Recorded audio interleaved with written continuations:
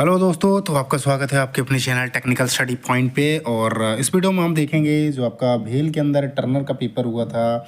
Exam जो है 8/10/2025 को हुआ था। ये एग्ज़ाम जो है कैंसिल कर दिया गया, दोबारा से पेपर होगा। और आप दोबारा पेपर देने जाओ तो जो पहले पेपर हुआ था उस पेपर को देखना बहुत ही ज़रूरी होता है, इसलिए ये पेपर लेके आए हैं आपके लिए, है ना। जो भी टर्नर ट्रेड से आते हैं उनके लिए बहुत ही यूज़फुल होगा ये क्वेश्चन देखना बहुत ही ज़रूरी है। और ये आपका बेल आर्टिशियन का 8/10/2025 को हुआ था। इसका पूरा आंसर की का डिटेल हम देखेंगे। इसमें जो भी डाउट्स होते हैं आप उस डाउट्स को कमेंट के द्वारा आप पूछ सकते हैं। बाकी ये आपका डेट लिखा हुआ है, बाकी चीज़ें कुछ मिटा रखी है ना, नाम है और टेस्ट सेंटर कहाँ कहाँ हुआ था वो सारी चीज़ें मिटा रखी है ना। सो सब्जेक्ट टर्नर का है, टर्नर ट्रेड का है। तो यहाँ क्वेश्चन है सारे हिंदी और इंग्लिश में है, कुछ क्वेश्चन हिंदी में है, कुछ क्वेश्चन इंग्लिश में, इस तरह से मिक्स करके सारे क्वेश्चन हैं। तो जैसा आंसर की मिला है उसी के हिसाब से अब बाकी जो भी चीज़ें आपके डाउट होती है, जो भी एक्सप्लेनेशन में है डाउट होता है, उस डाउट को आप ज़रूर कमेंट कीजिएगा, तो फिर आपको सही जवाब भी मिल जाएगा, है ना। उससे क्या है, सेटिस्फेक्शन जब तक नहीं होगा आपको क्वेश्चन का लेवल समझ में आ जाएगा फिर, क्योंकि मैंने क्वेश्चन को पूरा रीड करा। क्वेश्चन जो था ना, कंपैरिजन तो दूसरे जो ट्रेड्स के क्वेश्चन आए हुए हैं उसके कंपैरिजन में इसका जो है जो एप्टीट्यूड का पोर्शन है थोड़ा सा टफ है। बाकी ठीक है, इतना भी ज़्यादा नहीं है ना। तो हम स्टार्ट करते हैं क्वेश्चन को और एक एक क्वेश्चन को सारा कुछ देखेंगे, जिसमें आपके 70 क्वेश्चन जो है आपके थ्योरी के हैं, 30 क्वेश्चन जो है वर्कशॉप कैलकुलेशन एंड साइंस के हैं और 20 क्वेश्चन जो है आपके एप्टीट्यूड के हैं, है ना। तो सारे क्वेश्चन देखेंगे। चलिए फिर स्टार्ट करते हैं और एक एक क्वेश्चन को देखते हैं। हमारा यहाँ पे देखते हैं तो भेल heavy electrical limited artisan recruitment 2025 है ना। तो इसका पेपर हुआ था 8/10/2025 को, है ना। 2 बजे से लेकर 3:30 बजे था। आपका टर्नर का ट्रेड का है। तो यहाँ जो पहला क्वेश्चन स्टार्ट होता है ये आपका टर्नर ट्रेड थ्योरी से स्टार्ट होता है। पहला क्वेश्चन जो है इसमें है, ये आपका क्वेश्चन है, which formula is use to determine the final value of micrometer reading, है ना। तो माइक्रोमीटर के लिए जो रीडिंग फाइनल रीडिंग लेते हैं तो उसमें फार्मूला इस्तेमाल होता है। वो फार्मूला कौन सा है उसके बारे में पूछा है। तो इसमें फार्मूला जो होता है कि स्लीव में जो रीडिंग रहती है 1 2 3 4 5 ऐसे करके रहता है, एक उसमें मिड पॉइंट भी होता है ना। इस तरह से सपोज आपका ऐसे होता है ना, इधर आपका ये आपका थिम्बल होता है। तो ये जो स्लीव होता है इस पर आपका स्लीव का जो रीडिंग रहता है उसको नापते हैं। यहाँ थिम्बल डिवीज़न होते हैं उसको, और इसका जो लिस्ट काउंट होता है उससे मल्टीप्लाई करते हैं। इधर थिम्बल डिवीज़न जो 45 होते हैं या 50 होते हैं, किसी में 45 50 होते हैं ना, 0.5 होता है एक्चुअली, तो 50 होते हैं ना, इसमें 50 होते हैं। तो उसको मल्टीप्लाई करते हैं, जो आपका इसका लिस्ट काउंट होता है 0.01 उससे मल्टीप्लाई करके, और जो इसका स्लीव में रीडिंग आता है उसको जोड़ते हैं ना। तो सी जो आपका राइट आंसर है। इन्होंने आंसर कर रखा था बी का बस। ओके, नेक्स्ट क्वेश्चन में आते हैं, सेकंड क्वेश्चन में। तो सेकंड क्वेश्चन है आपका, cutting speed in turning operation is typically expressed in. तो कटिंग स्पीड जो होता है उसको किस चीज़ में व्यक्त किया जाता है आपका टर्निंग ऑपरेशन में, उसके बारे में पूछ रहा है। तो कटिंग स्पीड का जो होता है मीटर पर मिनट होता है ना। तो बी जो लिख रखा है ये आपका सही उत्तर है। आरपीएम जो होता है उसकी जो स्पीड होती है वो आरपीएम में काउंट करी जाती है। डायमीटर ये तो होता ही नहीं है ना, ये भी नहीं होता है। तो आपका बी जो है ये राइट आंसर है। कटिंग स्पीड की जो यूनिट होती है मीटर पर मिनट होता है ना। बी जो है राइट आंसर है। नेक्स्ट क्वेश्चन में आते हैं, थर्ड नंबर क्वेश्चन।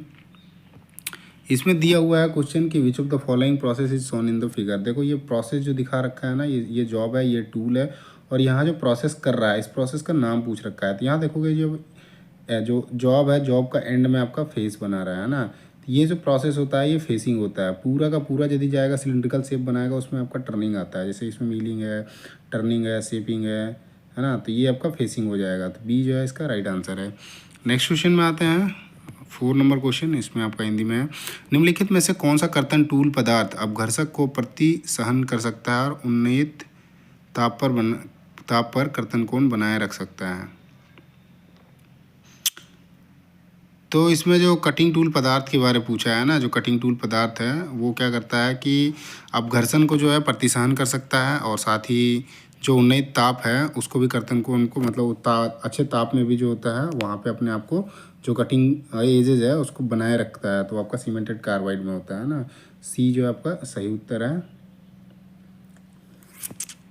बाकी टूल जैसे आता है ना, टूल आपके हाई स्पीड स्टील के बनते हैं, हाई कार्बन स्टील के, तो आपको उसमें इस्तेमाल नहीं किया जाता है टर्निंग में। ज़्यादातर हाई स्पीड स्टील या फिर कार्बाइड में मैक्सिमम ये यूज़ होते हैं। बाकी जैसे आपके मटेरियल आएंगे उसके हिसाब से ये यूज़ होता है। कार्बाइड आता है, डायमंड का आता है, वो सारी चीज़ें इस्तेमाल होती है। माइल्ड स्टील का तो इस्तेमाल ही नहीं होता है ना।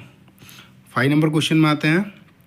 सो 5 नंबर क्वेश्चन है आपका the purpose of go and no go plug gauge is to. तो मतलब आपका जो प्लग गेज होता है उसमें गो और नो को एंड दिया रहता है, उसका मेन काम क्या होता है? तो उसमें चेक करना रहता है ना, विद इन लिमिट में जो होता है, एक लिमिट उसकी होती है, उस लिमिट में चेक करने का होता है। गो गेज जो होता है आपका मिनिमम लिमिट को चेक करता है और नो गो गेज जो है मैक्सिमम लिमिट को चेक करता है। तो यहाँ पर सी जो आपका राइट आंसर है, check if a hole is within the specified tolerance. तो स्पेसिफाइड टॉलरेंस के अंदर है या नहीं है, उस चीज़ को चेक करने के लिए गो नो गो जो प्लग गेज है उसका इस्तेमाल किया जाता है ना। सी जो है राइट आंसर है। वेरीफाई डेप्थ ऑफ होल, तो डेप्थ ऑफ होल के लिए मल्टीपल चीज़ें यूज़ की जाती है उसके लिए, है ना। डेप्थ गेज होता है, वर्नियर कैलिपर से भी मेजरमेंट ले सकते हैं। एंगल मेजरमेंट करने के लिए आपका बेवल प्रोटेक्टर होता है, वर्नियर बेवल प्रोटेक्टर होता है ना। सरफेस फिनिश चेक करने के लिए डायल इस्तेमाल करते हैं, वो ज़्यादा एक्यूरेसी में होता है ना। नेक्स्ट क्वेश्चन में आते हैं 6 नंबर क्वेश्चन। इसमें आपका क्वेश्चन है इन अ ग्रूविंग ऑपरेशन, जो ग्रूविंग ऑपरेशन करते हैं तो ग्रूव विड्थ एज। तो ग्रूविंग ऑपरेशन में जो ग्रूव का जो मोटाई होता है या विड्थ का मतलब चौड़ाई होता है, जो चौड़ाई होता है वो कितना होता है उसके बारे में पूछ रहा है। तो जितना आपका टूल का रहेगा ना, जिस टूल से हम ग्रूविंग टूल इस्तेमाल करते हैं उसका जितना रहेगा उतना ही आपका आएगा, है ना। तो equal to the tool width. C जो है आपका राइट आंसर है। नेक्स्ट क्वेश्चन में आते हैं 7 नंबर क्वेश्चन। इसमें आपका क्वेश्चन है which of the following is not a type of clamp. तो इसमें पूछा है कि 4 दिया ऑप्शन, इसमें से कौन सा जो है वो क्लैम्प नहीं है। बॉक्स क्लैम्प होता है, यू क्लैम्प होता है, स्ट्रैप क्लैम्प होता है, टैप क्लैम्प जो होता है ये नहीं होता है ना। तो डी जो आपका राइट आंसर है। नेक्स्ट क्वेश्चन में आते हैं 8 नंबर क्वेश्चन। तो इसमें आपका क्वेश्चन है मतलब लेथ ऑपरेशन में निम्नलिखित में से कौन सा एक विशिष्ट कूलेंट अनुप्रयोग तकनीक है। तो जो लेथ ऑपरेशन होता है ना उसमें पूछ रहा है कि स्पेशल कूलेंट होता है, तो स्पेशल कूलेंट कौन सा है उसके बारे में पूछ रहा है। तो आपका स्पेशल कूलेंट में आता है आपका फ्लड कूलिंग, है ना। तो डी जो है आपका राइट आंसर है। बाकी कोई कूलिंग में उसमें इस्तेमाल नहीं किया जाता लेथ ऑपरेशन में। 9 नंबर क्वेश्चन में आते हैं। इसमें आपका क्वेश्चन है the centre that is accommodated in the main spindle sleeve is known as. तो ये बात कर रहा है लेथ मशीन का, है ना। तो लेथ मशीन में the centre that is accommodated main spindle. तो मेन स्पिंडल जो होता है जहाँ पे लगाया हुआ रहता है उसको और किस नाम से जानते हैं? तो उसको लाइव सेंटर के नाम से जानते हैं ना। सी जो आपका सही उत्तर है। डेड सेंटर जो होता है ये टेलीस्कोप वाला होता है पोर्शन। स्टेशनरी सेंटर इसमें नहीं होता, रोटेटिंग सेंटर ये ऐसे होते ही नहीं, है ना। लाइव और डेड होता है। लाइव होता है जो आपका मेन स्पिंडल होता है उस साइड को लाइव बोलते हैं, जो हेड स्टोक के साइड से रहेगा, और टेल स्टोक के साइड से जो रहेगा वो डेड सेंटर होता है। नेक्स्ट क्वेश्चन में आता है 10 नंबर क्वेश्चन। इसमें आपका क्वेश्चन है plug gauge in a CNC machine process are frequently used for. तो CNC मशीनिंग प्रोसेस में जो होता है प्लग गेज इस्तेमाल किया जाता है, तो फ्रीक्वेंटली चेक करने के लिए इस्तेमाल किया जाता है। तो क्या चेक करने के लिए इस्तेमाल किया जाता है उसके बारे में पूछ रहा है ना।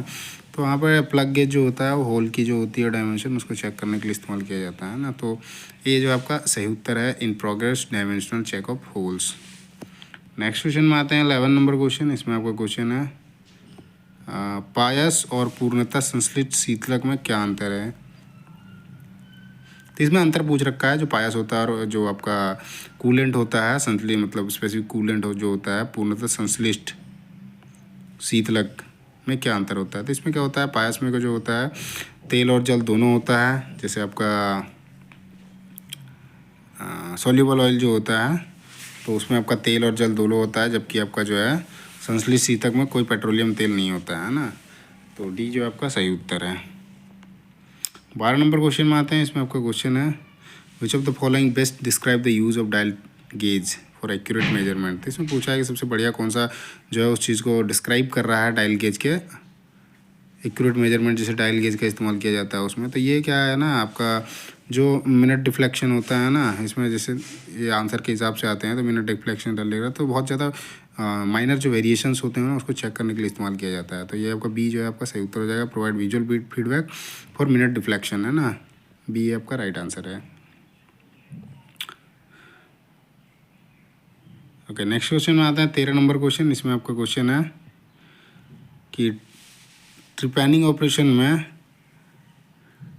अच्छा ट्रिपैनन है ना, ट्रिपैनिंग ऑपरेशन में के दौरान हटाई गई सामग्री का आकार कैसा होता है। जब हम लेथ मशीन पर ट्रेवलिंग ऑपरेशन करते हैं तो उसमें आपका जो टूल इस्तेमाल करते हैं और वहाँ से जो सामग्री हटती है तो उस सामग्री का आकार कैसा होता है उसके बारे में पूछा है ना। तो उसका जो आकार होता है वो आपका इलिप्टिकल होता है।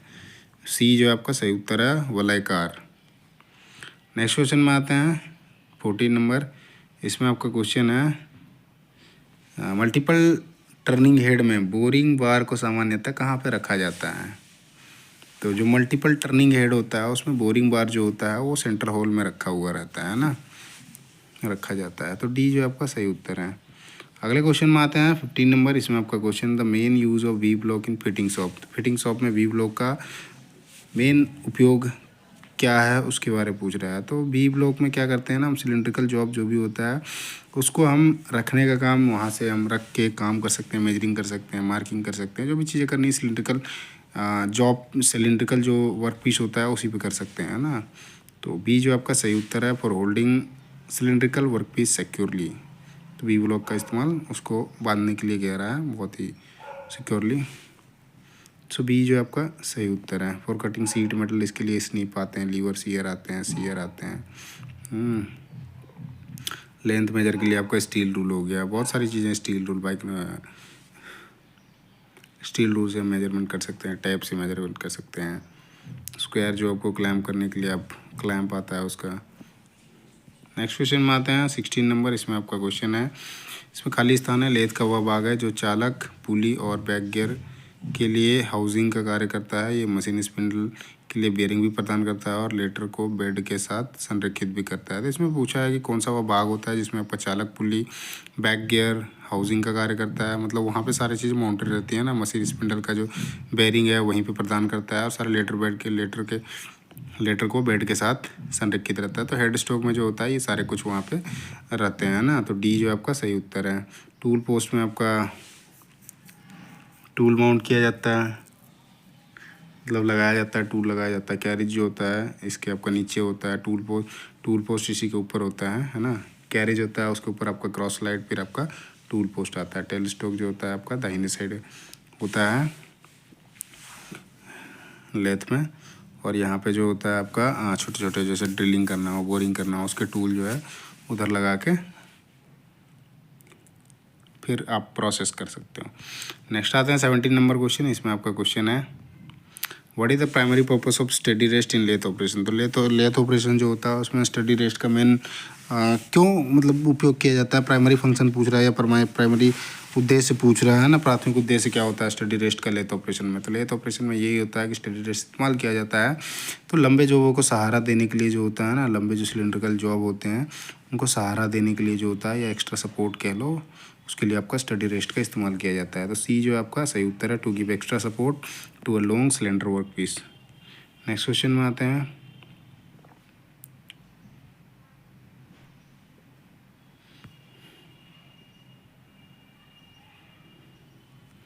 18 नंबर क्वेश्चन है। इसमें आपका क्वेश्चन है यदि ग्रूविंग के दौरान ग्रूव की चौड़ाई टूल की चौड़ाई से कम होता है तो इससे क्या हो सकता है। इसमें पूछ रहा है कि ग्रूविंग के दौरान जो होता है ग्रूव की चौड़ाई यदि टूल की चौड़ाई से कम है तो इससे क्या हो सकता है। तो मेन ये है कि टूल जो है रगड़ता है और टूल जो है टूट फूट संभव होती है, इसलिए जो है ना चौड़ाई कम होने से ये चीज़ें हो सकती है। तो इस चीज़ का ध्यान होता है।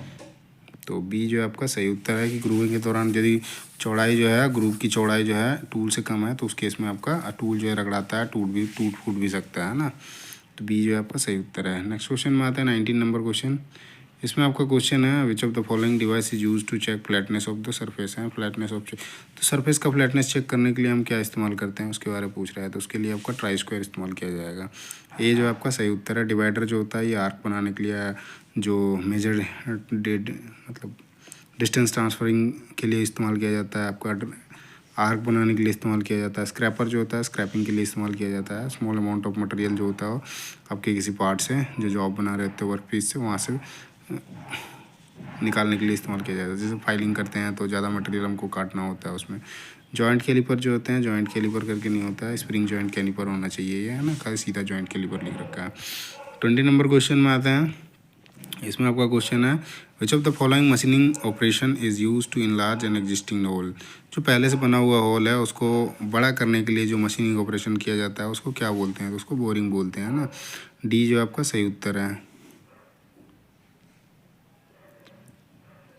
काउंटर बोरिंग होना चाहिए है ना ऑप्शन, ये खाली बोरिंग दे रखा है। बोरिंग जो होता है ना जो आपका, अच्छा हाँ, इसमें डिफाइन नहीं किया है कि कितना बड़ा होगा, खाली होल को बड़ा करने का, तो बोरिंग जो है ये सही उत्तर है। टर्निंग जो होता है आपका, जो सिलेंड्रिकल पीस होता है उसके एक्सटर्नल में कटाई करते हैं मेटल का, वो आपका टर्निंग होता है। शेपिंग होता है किसी शेपर के द्वारा जो किया जाता है, शेपर मशीन के द्वारा वो शेपिंग किया जाता है। थ्रेडिंग जो होता है उसमें थ्रेड बनाने का होता है ना।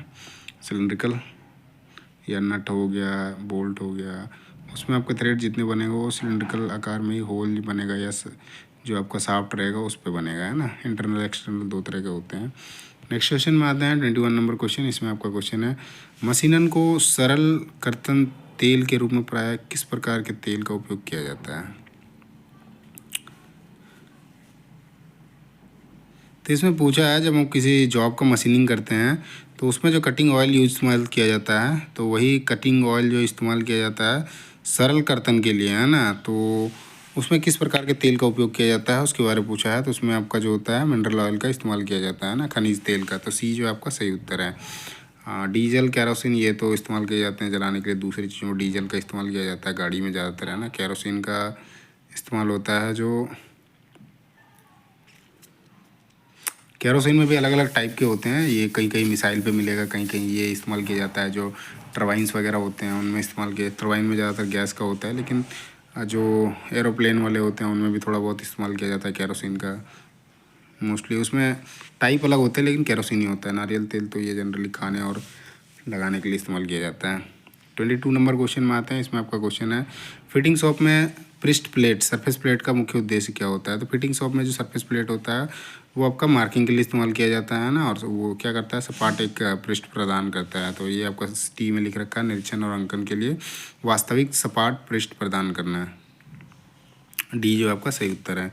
नेक्स्ट क्वेश्चन में आते हैं 23 नंबर क्वेश्चन। इसमें आपका क्वेश्चन है, इसमें पूछ रखा है primary function of height gauge is to. तो हाइट गेज का प्राइमरी फंक्शन क्या होता है, तो जो वर्टिकल डिस्टेंस होता है ना उसको मेजर करने का काम होता है। जैसे यहाँ से यहाँ तक का है ना, अब ये कोई जॉब है मेरा, अब यहाँ पे हम लगाएंगे हाइट गेज को और यहाँ पे उसको सरफेस प्लेट में बैठाएंगे और उसकी हाइट मेजर करने के लिए, तो ये वर्टिकल डिस्टेंस हो जाएगा। तो डी जो आपका सही उत्तर है, measure vertical distance from surface plate. Internal depth of slot का लिख रखा है, तो ये जैसे बी में लिख रखा है मेजर टॉर्क का रेंज होता है उससे मेजर करते हैं ना, मेजर भी कर सकते हैं, उसका चेक करने का आता है। बाकी इसमें टक टक का आवाज़ आता है। Measure internal depth of slot, इसके लिए मल्टीपल चीज़ें होती है, जैसे आपका वर्नियर कैलिपर से भी मेजर कर सकते हो आप, स्मॉल होल गेज होता है उससे कर सकते हो आप, जो डेप्थ माइक्रोमीटर होता है उससे भी आप स्लॉट का आप वर्नियर कैलिपर और स्मॉल होल गेज जो होता है ना उससे आप चेक कर सकते हो। मेजरिंग डायमीटर ऑफ होल्स, तो इसके लिए आप वर्नियर कैलिपर का इस्तेमाल कर सकते हो, लेकिन पूरी गहराई तक नापने के लिए फिर उसके लिए आपका माइक्रोमीटर जो आता है डेप्थ माइक्रोमीटर उसका इस्तेमाल कर सकते हो। 24 नंबर क्वेश्चन में आते हैं। इसमें आपका क्वेश्चन है which of the following is correct formula for cutting speed, है ना। कटिंग स्पीड के लिए कह रहा है कि सही operation in a turning operation में जो कटिंग स्पीड होता है, कटिंग स्पीड के लिए सही फार्मूला कौन सा है। जो डी जो है डायमीटर है और वर्क पीस जो है वो mm है। D is the diameter of the work piece mm है ना। एन जो है स्पिंडल स्पीड है। तो फार्मूला क्या होगा कटिंग स्पीड का, तो कटिंग स्पीड का जो फार्मूला होता है ये आपका पाई डी एन अपॉन 1000 होता है ना। तो ये आपका डी में है, तो डी जो आपका राइट आंसर है। अगले क्वेश्चन में आते हैं। तो अगला क्वेश्चन जो है 25 नंबर। इसमें आपका क्वेश्चन है निम्नलिखित में से कौन सा खराद प्रचालन मतलब लेथ ऑपरेशन एक ऐसा पृष्ठ बनाता है जिसका व्यास धीरे धीरे घटता है। तो टेपर टर्निंग जो होता है ना उसमें आपका जो है व्यास धीरे धीरे घटता है, इस तरह का रहता है ना।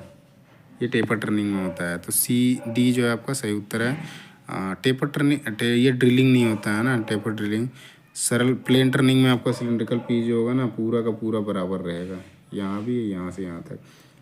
थ्रेड कटिंग में आपके थ्रेड काटे जा सकते हैं, इंटरनल जैसे एक्सटर्नल हो गया या इंटरनल हो गया, है ना। नेक्स्ट आते हैं, जैसे आपका थ्रेड कटिंग जो होता है, जैसे बाहरी का काटा जाता है उसके लिए डाई इस्तेमाल की जाती है, इंटरनल जो काटा जाता है उसके लिए टैप इस्तेमाल किया जाता है। नेक्स्ट आते हैं 26 नंबर क्वेश्चन। इसमें आपका क्वेश्चन है,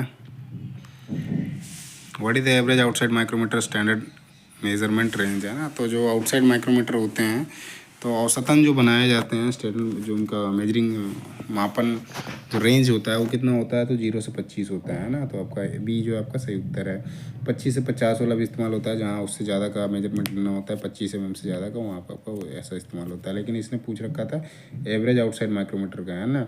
इसमें हो सकता है ऑब्जेक्शन लगा रखा होगा कई लोगों ने, क्योंकि 0 से 25, 25 से 50 भी होता है। तो एवरेज पूछ रखा है, उसके अकॉर्डिंग आपका बी जो आपका 0 से 25 यही आपका सही उत्तर होगा, है ना, कि 25-25 का ही होता है। अगले क्वेश्चन में आता है 27 नंबर। इसमें आपका क्वेश्चन है, दी गई आकृति में निम्नलिखित में से कौन सा ऑपरेशन दर्शाया गया। तो इसमें आपका ऑपरेशन हो रहा है, इस ऑपरेशन के बारे में पूछा है, ये कौन सा ऑपरेशन हो रहा है। ये आपका चक है, ये आपका जॉब है, ये बोरिंग ट्यूब बार है, और ये टेल स्टोक है। तो यहाँ पे ये आपका बोरिंग टूल लगाया हुआ है ना, और इससे क्या कर रहा है, ये बोरिंग बार है, ये टूल लगा हुआ है और यहाँ पे होल बना रहा है। तो ये आपका बोरिंग का काम कर रहा है। डी जो आपका सही उत्तर है ना। नेक्स्ट क्वेश्चन में आते हैं। तो आपका क्वेश्चन है 28 नंबर। इसमें आपका क्वेश्चन है, निम्नलिखित में से कौन सी बेड बीमा, बेड डायमेंशन सामान्यतः लेथ का विनिर्देश करती है। तो बेड डायमेंशन के बारे में पूछा है, जो आपका लेथ मशीन होता है उसमें बेड डायमेंशन तो लेथ का विनिर्देश करता है। तो बेड की जो लंबाई होती है उससे करा जाता है ना। तो सी जो आपका सही उत्तर है। अगले क्वेश्चन में आते हैं 29 नंबर क्वेश्चन। इसमें आपका क्वेश्चन है, what is the primary purpose of dial test indicator. तो डायल टेस्ट इंडिकेटर का प्राथमिक उद्देश्य क्या होता है उसके बारे में पूछ रहा है। तो डायल टेस्ट इंडिकेटर से हम जो आपके वेरिएशंस होते हैं उनको डिटरमाइन और कंपेयर कर सकते हैं, और साथ ही जो साइज ऑफ कंपोनेंट होता है उनका जो भी वेरिएशंस उसमें आते हैं उन चीज़ों को चेक कर सकते हैं ना। तो डी जो आपका सही उत्तर है, to compare and determine variation in size of component. Surface roughness इसका एक यूनिट होता है, माइक्रोन्स मीटर में वो मेजरमेंट किया जाता है, सबका अलग अलग होता है ना।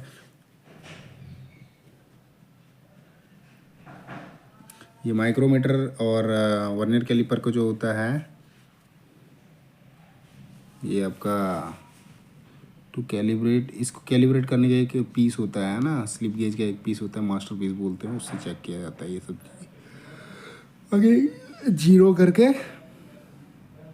उनको जीरो एरर करके ही बाद में मेजरमेंट लिया जाता है ना, to measure exact size of component. देखो ये तो मेजर लोगे उसके बाद ही आएगा वो चीज़ें, है ना। 30 नंबर क्वेश्चन में आते हैं। तो इसमें आपका क्वेश्चन है, लेथ का निम्नलिखित में से कौन सा भाग बेस के रूप में कार्य करता है जिस पर लेथ के विभिन्न स्थिर और प्रचालन भाग आरोपित रहते हैं, है ना। तो इसमें पूछा है लेथ मशीन का जो है बेस के बारे, है ना, बेस के रूप में कार्य करता है जिस पर लेथ विभिन्न स्थिर पर। तो बेड जो होता है, बेड पे ही सारी चीज़ें माउंटेड होती हैं, बेड के ऊपर ही सारा कुछ होता है। तो आपका डी जो है आपका सही उत्तर है। अगले क्वेश्चन में आते हैं 31 नंबर क्वेश्चन। इसमें आपका क्वेश्चन है, अत्यधिक मतलब कोर्स फीड, है ना, कोर्स फीड का उपयोग करने का परिणाम क्या हो सकता है। तो जब भी आप अत्यधिक स्थूल फीड दोगे ना, तो उस केस में आपका जो कटिंग एजेस हैं वो टूट सकते हैं, खराब हो सकते हैं।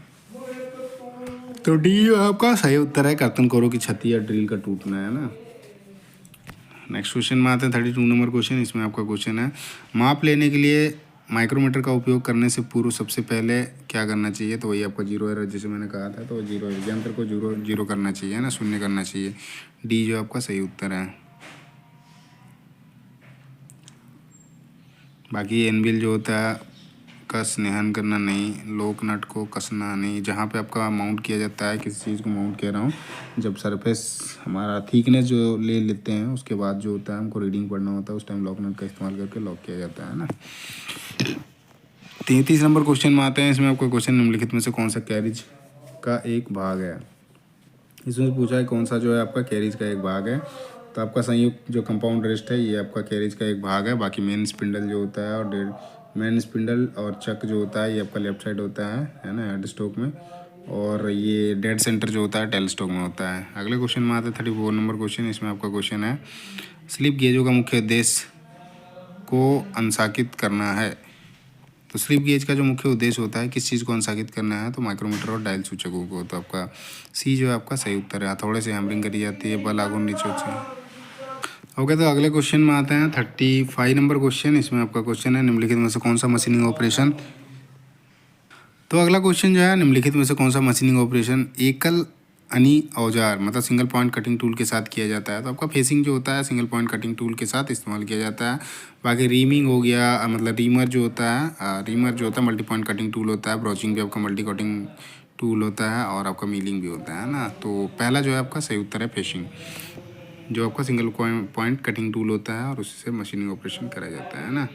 अगला है 36 नंबर क्वेश्चन। इसमें आपका क्वेश्चन है, टर्निंग कार्यशाला में उचित संवातन क्यों महत्वपूर्ण है? तो जो आपका खराद कार्यशाला होता है, मतलब वर्कशॉप होता है, उसमें उचित संवातन क्यों महत्वपूर्ण है? उसके पीछे मेन जो रीज़न होता है ना कि स्वस्थ वायु गुणवत्ता बनाए रखने के लिए जो होता है ये चीज़ें मतलब एग्जॉस्ट जरूरी होता है ना, संवातन का कह रहा है। तो आपका डी जो है आपका सही उत्तर है। स्वस्थ वायु गुणवत्ता या गुणता बनाए रखने के लिए जो होता है उचित संवातन होना बहुत ही ज़रूरी है खराद कार्यशाला में। तो डी जो है आपका सही उत्तर है। अगले क्वेश्चन में आते हैं 37 नंबर क्वेश्चन। इसमें आपका क्वेश्चन है, व्यावसायिक स्वास्थ्य और सुरक्षा की निम्नलिखित में से कौन सी आवश्यकता सही नहीं है? सही मतलब गलत पूछ रखा है आपका। व्यावसायिक स्वास्थ्य और सुरक्षा के लिए तो उसमें कभी भी आपका अनुपस्थिति नहीं बढ़ता है ना, नहीं बढ़ता है, इसने बढ़ाना कर दिया है, तो यही आपका गलत है। बाकी कर्मचारियों का मनोबल बढ़ाना, बिल्कुल बढ़ाना।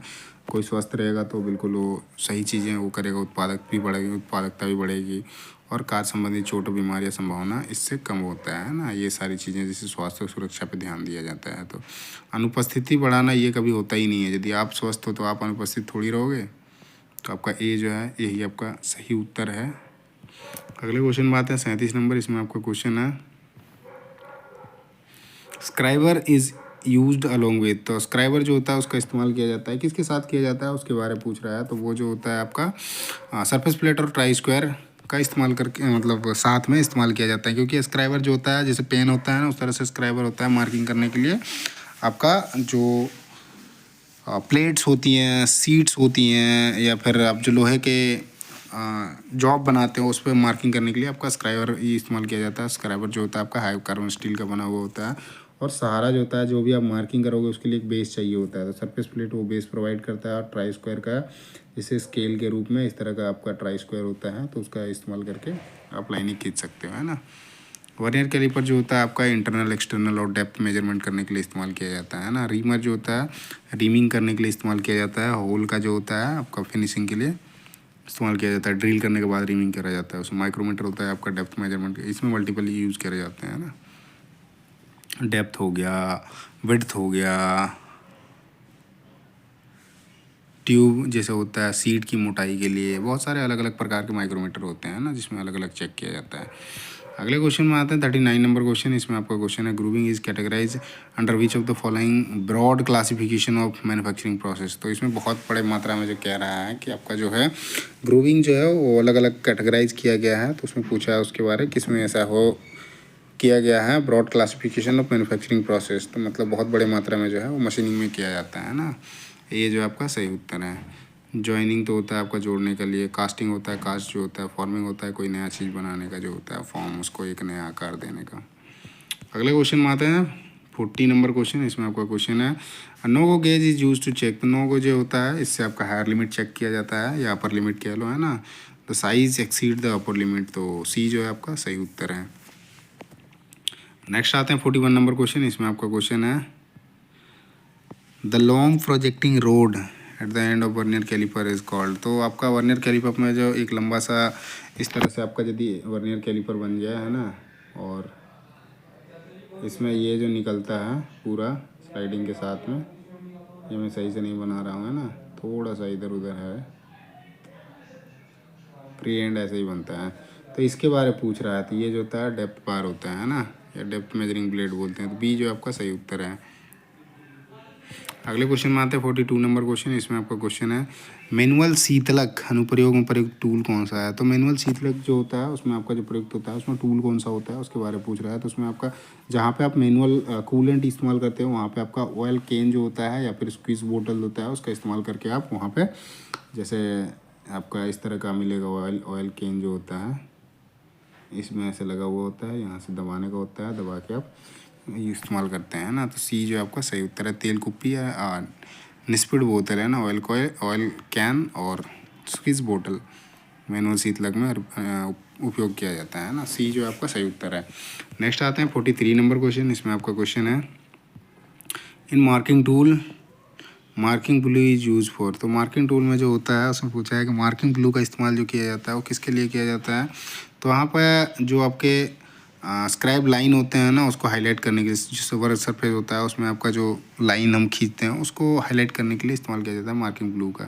तो ये जो है आपका राइट आंसर है, highlight scribe line on the work surface. Next question में आते हैं 44 नंबर क्वेश्चन। इसमें आपका खाली स्थान एक ऐसा ऑपरेशन है जो किसी जॉब के अंत में मशीन के माध्यम से समतल पृष्ठ उत्पादन को सक्षम करता है। तो जो आपका जॉब होता है ना उसके एंड में कह रहा है, लास्ट में, तो आपका फेसिंग में होता है ना, समतल पृष्ठ के उत्पादन को सक्षम बनाता है। तो फेसिंग में जो होता है फेसिंग में ही होता है। तो डी जो आपका राइट आंसर है। टेपर टर्निंग में टेपर होता है क्योंकि जॉब यहाँ का डायमीटर और यहाँ का डायमीटर आपका डिफरेंट मिलेगा, इस तरह का आपका मिल जाएगा ना, वो टेपर टर्निंग होता है। एक्सेंट्रिक टर्निंग होता है ये आपका फोर्ज चक में किया जाता है। फिनिश टर्निंग लिख रखा है इसमें आपका जो है सिलेंड्रिकल जॉब बनेगा। 45 नंबर क्वेश्चन देखते हैं। इसमें आपका क्वेश्चन है the term engine lathe originated from early lathe being driven by which of the following. तो जो इंजन लेथ का टर्म है वो ओरिजिनेट हुआ है, मतलब आया है, तो lathe being driven by which of the following, तो इसमें किसके द्वारा ड्रिवन किया जाए उसके बारे में पूछ रहा है। तो आपका किसके लिए being which of the following है ना, तो इसमें से कौन सा जो है जिनके लिए आपका इंजन लेथ का इस्तेमाल किया जाता है, तो आपका स्टीम टरबाइन के लिए होता है ना। तो डी जो आपका सही उत्तर है। अर्ली मतलब जल्दी, from early lathe being driven by, तो डी है आपका सही उत्तर है, steam turbine, sorry steam engine के लिए है ना। अगले क्वेश्चन में आते हैं 46 नंबर क्वेश्चन। इसमें आपका question the primary purpose of surface gauge. Surface gauge का प्राथमिक उद्देश्य क्या होता है। तो वो जो रहता है ना एक डेटम प्रोवाइड करता है मार्किंग करने के लिए है ना, पैरेलल लाइन खींचने के लिए। तो बी जो आपका सही उत्तर है, to scribe lines parallel to the datum surface.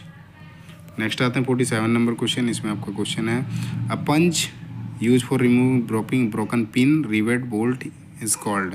तो एक पिन जो होता है, पंच जो होता है, जो कि आपका टूटे हुए पिन रिवेट या फिर बोल्ट को निकालने के लिए इस्तेमाल किया जाता है, उसका नाम पूछा है ना कौन सा होता है। तो वो आपका पिन पंच होता है जिसका इस्तेमाल किया जाता है टूटे हुए पिन्स रिवेट और बोल्ट निकालने के लिए है ना। तो ये जो है आपका राइट आंसर है। इसमें प्रिंग पंच का एक ऑप्शन है। तो प्रिंग पंच जो होता है ये आपका लाइट पंच के लिए इस्तेमाल, लाइट पंच के लिए इस्तेमाल किया जाता है ना। और डॉट पंच जो होता है ये आपका विटनेस मार्क के लिए इस्तेमाल किया जाता है। और ड्रिफ्ट पंच नाम का तो होता नहीं है। अगला आते हैं 48 नंबर क्वेश्चन। इसमें आपका क्वेश्चन है which of the following factor affect the cutting speed in a turning operation. तो टर्निंग ऑपरेशन में कह रहा है कि कौन सा फैक्टर जो है कटिंग स्पीड को अफेक्ट करता है। तो आपका टूल ज्योमेट्री होता है ना, ये जो आपका सही उत्तर है।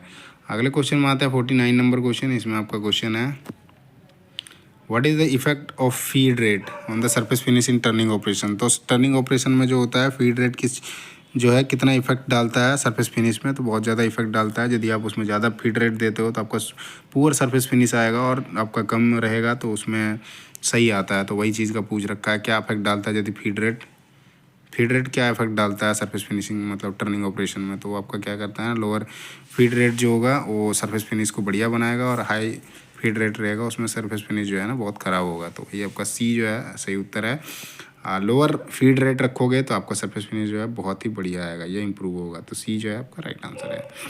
50 नंबर क्वेश्चन में आते हैं। इसमें आपका क्वेश्चन है which type of centre is typically use to support large diameter hollow और thin world work piece on a lathe. तो इसमें पूछा है आपका कि जो अलग अलग प्रकार के सेंटर होते हैं, टाइप ऑफ सेंटर होते हैं, तो उसमें से आपका जो लंबे मतलब बड़े डायमीटर और जो थिन वॉल्ड होते हैं, होलो थिन वॉल्ड वर्क पीस होते हैं, उनको पकड़ने के लिए जो होता है कौन से सेंटर का या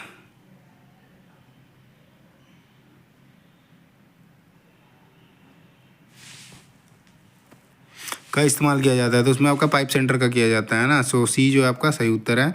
ऐसे जनरली ये पाइप सेंटर हो गए हैं, लाइव सेंटर तो आपका टर्निंग में ये इसमें टेल स्ट्रोक में होता है, dead centre sorry, live centre आपका हेड स्टॉक में होता है, डेड सेंटर आपका टेल स्टॉक में होता है, हाफ सेंटर होता है जब हम फिशिंग करते हैं उसमें इस्तेमाल किया जाता है। अगले क्वेश्चन में आते हैं। तो ये आपका क्वेश्चन है 51 नंबर। इसमें आपका क्वेश्चन है, निम्नलिखित में से क्या कार्य के उस अधिकतम व्यास को दर्शाता है जिसे खराद पर समायोजित किया जा सकता है ना। तो इसमें क्वेश्चन जो है ये पूछ रखा है कि जो कौन सा कार्य है जिसमें अधिकतम व्यास को दर्शाता है, तो वो आपका स्विंग होता है ना, जिसे खराद पर समायोजित किया जाता है, वही आपका स्विंग ही होगा। तो बी जो है आपका सही उत्तर है। स्लाइडिंग जो होता है वो मूवमेंट का बात कर रहा है, कितना स्लाइड करता है उसका तो अलग ही चीज़ है। नेक्स्ट क्वेश्चन में आते हैं। 52 नंबर क्वेश्चन। इसमें आपका क्वेश्चन है, single point tool cutting edge is formed by joining. तो एक सिंगल कटिंग टूल होता है, सिंगल पॉइंट कटिंग टूल जो होता है उसके एज को कैसे बनाया जाता है, फॉर्म्ड बाय जॉइनिंग। तो आपका फेस एंड प्लैंक को है ना। तो जैसे ये आपका एक टूल बना देता हूँ मैं, है ना। ये जैसे आ गया, ये आपका टूल हो गया है ना। तो यहाँ पे जो है ना, इसमें आपका एक तो फेस हो जाएगा, एक इस तरह का बनता है, एक दूसरा जो है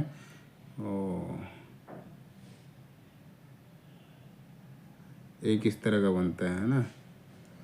तो इसमें आपका फेस और फ्लैंक हो जाएगा। तो बी जो आपका सही उत्तर है।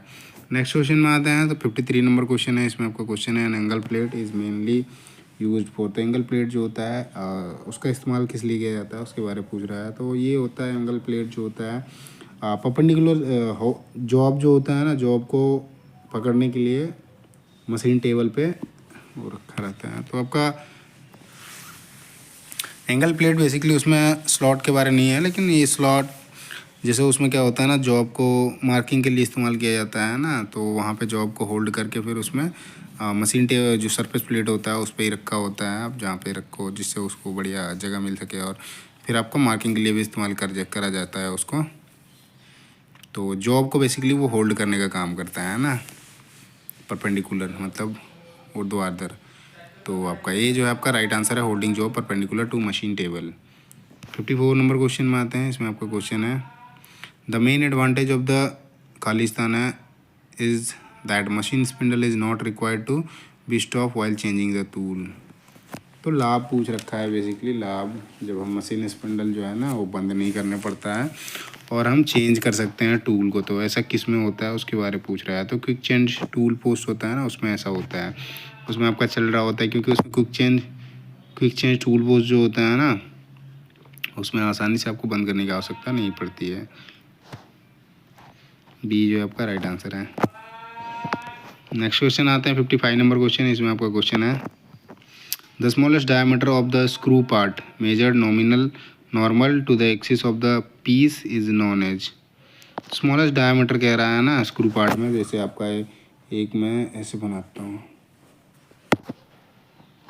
जैसे एक मैंने एक थ्रेडेड पार्ट बना दिया। तो इसमें क्या कह रहा है, स्मॉलेस्ट डायमीटर मतलब यहाँ से यहाँ तक है ना स्क्रू पार्ट में। तो मेजर नॉमिनल एक्सिस है ना, और the piece is known as. तो ये वाला कह रहा है, ये वाला, तो ये आपका माइनर डायमीटर हो जाएगा। सबसे ऊपर वाला जो होता है ये आपका मेजर डायमीटर होता है, और बीच वाला जो होता है ये आपका पिच डायमीटर होता है ना।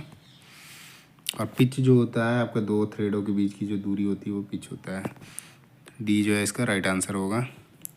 स्मॉलेस्ट डायमीटर पूछ रखा था है ना। 56 नंबर क्वेश्चन में आते हैं। इसमें आपका क्वेश्चन है, what does the M00 code in CNC program indicate. CNC program में जो होता है M00 कोड जो इस्तेमाल किया जाता है वो किस चीज़ को दिखाता है उसके बारे में पूछ रहा है। तो आपका प्रोग्राम स्टॉप को जो होता है M00 से डिनोट किया जाता है ना। तो सी जो आपका राइट आंसर है। इमरजेंसी स्टॉप में क्या होता है ना, इसमें आपका रीसेट कमांड आते हैं, और इसमें आपका कोई स्टैंडर्ड अलग से नहीं है। और इसमें जो होता है प्रोग्राम स्टॉप का आता है, इमरजेंसी स्टॉप का जो होता है वो आपका रीसेट कमांड में आते हैं, 999 करके, M999 या फिर M112 करके यूज़ किया जाता है ना। ऑप्शनल स्टॉप जो होता है इसके लिए आपका M01 इस्तेमाल किया जाता है ना, इसके लिए आपका M01 इस्तेमाल किया जाता है। और प्रोग्राम एंड करने के लिए जो होता है वो आपका M02 इस्तेमाल किया जाता है ना।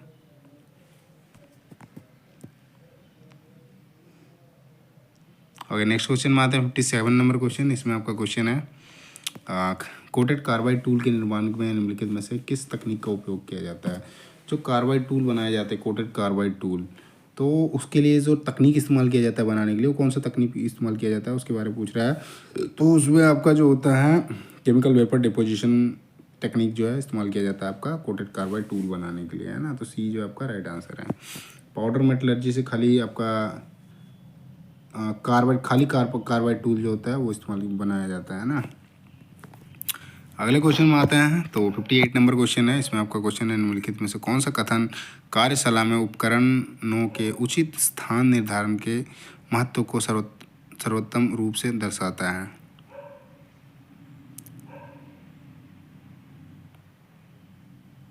देखो इसके अकॉर्डिंग ना क्वेश्चन जो पूछ रखा है कि निम्नलिखित में से कौन सा कथन कार्यशाला में उपकरणों के उचित स्थान निर्धारण के महत्व को सर्वोत्तम रूप से दर्शाता है। देखो ये चीज़, ये जो कह रहा है ना वो सेटिंग ऑर्डर का होता है ना। सेटिंग ऑर्डर जो होता है ना उससे हम ये सारी चीज़ें उस चीज़ को पूरा करती है। पर इसने जो आंसर दे रखा है इसको खोजने में समय कम, एक स्टेप आगे हो गया है ना, कि हमने बस सेटिंग ऑर्डर कर दिया तो उसमें क्या क्या आप चीज़ें ऐड होंगी उसके बारे में इसने एक्सप्लेन कर रखा है।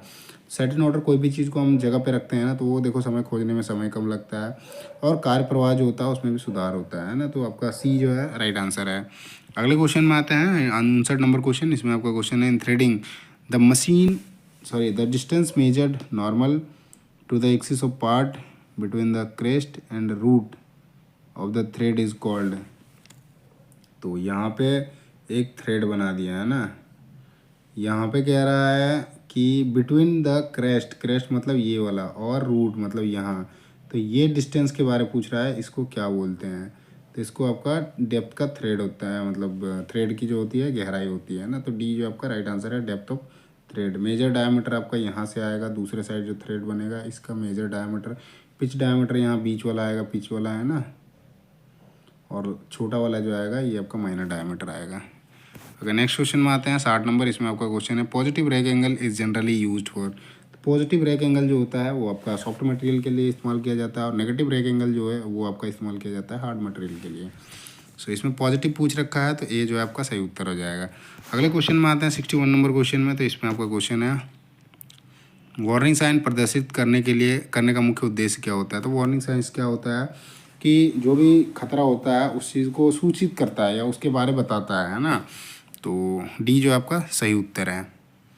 वार्निंग साइंस जो होता है उसका मेन दिखाने का जो मेन उद्देश्य होता है कि जो भी आपके वर्कर्स हैं, श्रमिक हैं, उनको खतरे के बारे में जानकारी या सूचित करना, उनको जानकारी होना चाहिए, है ना।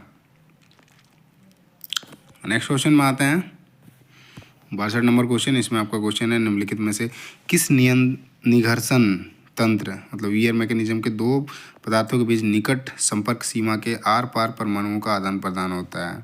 तो आपका डिफ्यूजन में होता है ना। बी जो आपका सही उत्तर है। अगले क्वेश्चन में आते हैं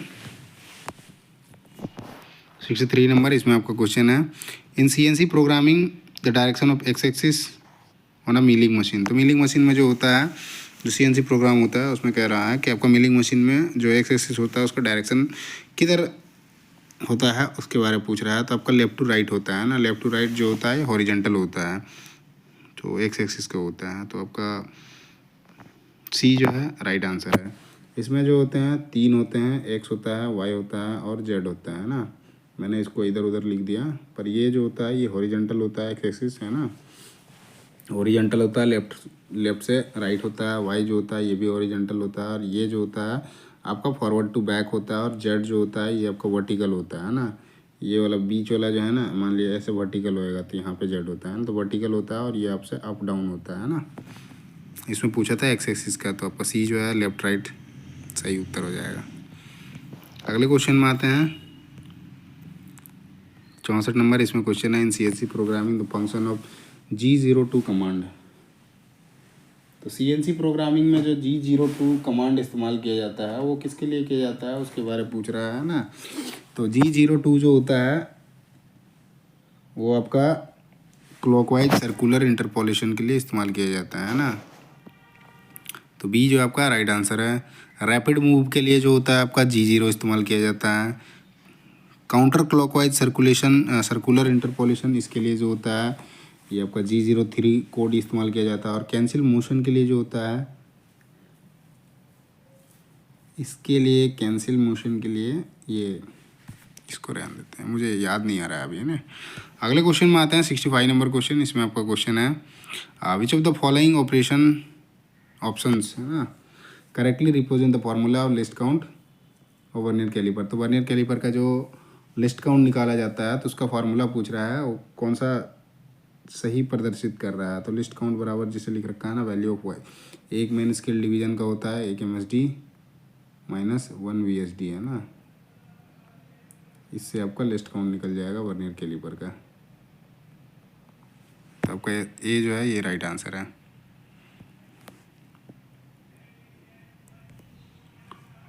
66 नंबर क्वेश्चन आते हैं। इसमें आपका क्वेश्चन है for external thread the go gauge is,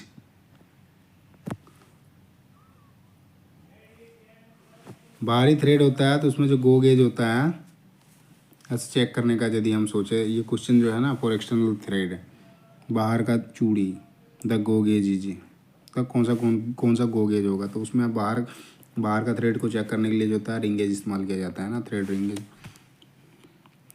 सी जो है आपका सही उत्तर है। थ्रेड रिंगेज से हम एक्सटर्नल जो थ्रेड होते हैं उसको मेजरमेंट मतलब चेक कर सकते हैं। अगले क्वेश्चन में आते हैं 67 नंबर क्वेश्चन। इसमें आपका क्वेश्चन है दी गई आकृति में निम्नलिखित में से कौन सा ऑपरेशन दर्शाया गया। तो ये आपका ग्रूविंग कर रहा है ना, सी जो आपका राइट आंसर है। नर्लिंग जो होता है, जैसे ऐसे आपका एक सिलेंड्रिकल बना देता हूँ जॉब, इसमें आपका ये 4 प्रकार के होते हैं, 4। एक जैसे ये आपका डायमंड नर्लिंग हो जाएगा, है ना, एक स्ट्रेट नर्लिंग होता है, एक क्रॉस होता है, अब फेसिंग तो हो जाए, एंड ऑफ फेस जो होता है इसको फ्लैट बनाया जाता है, ये आपका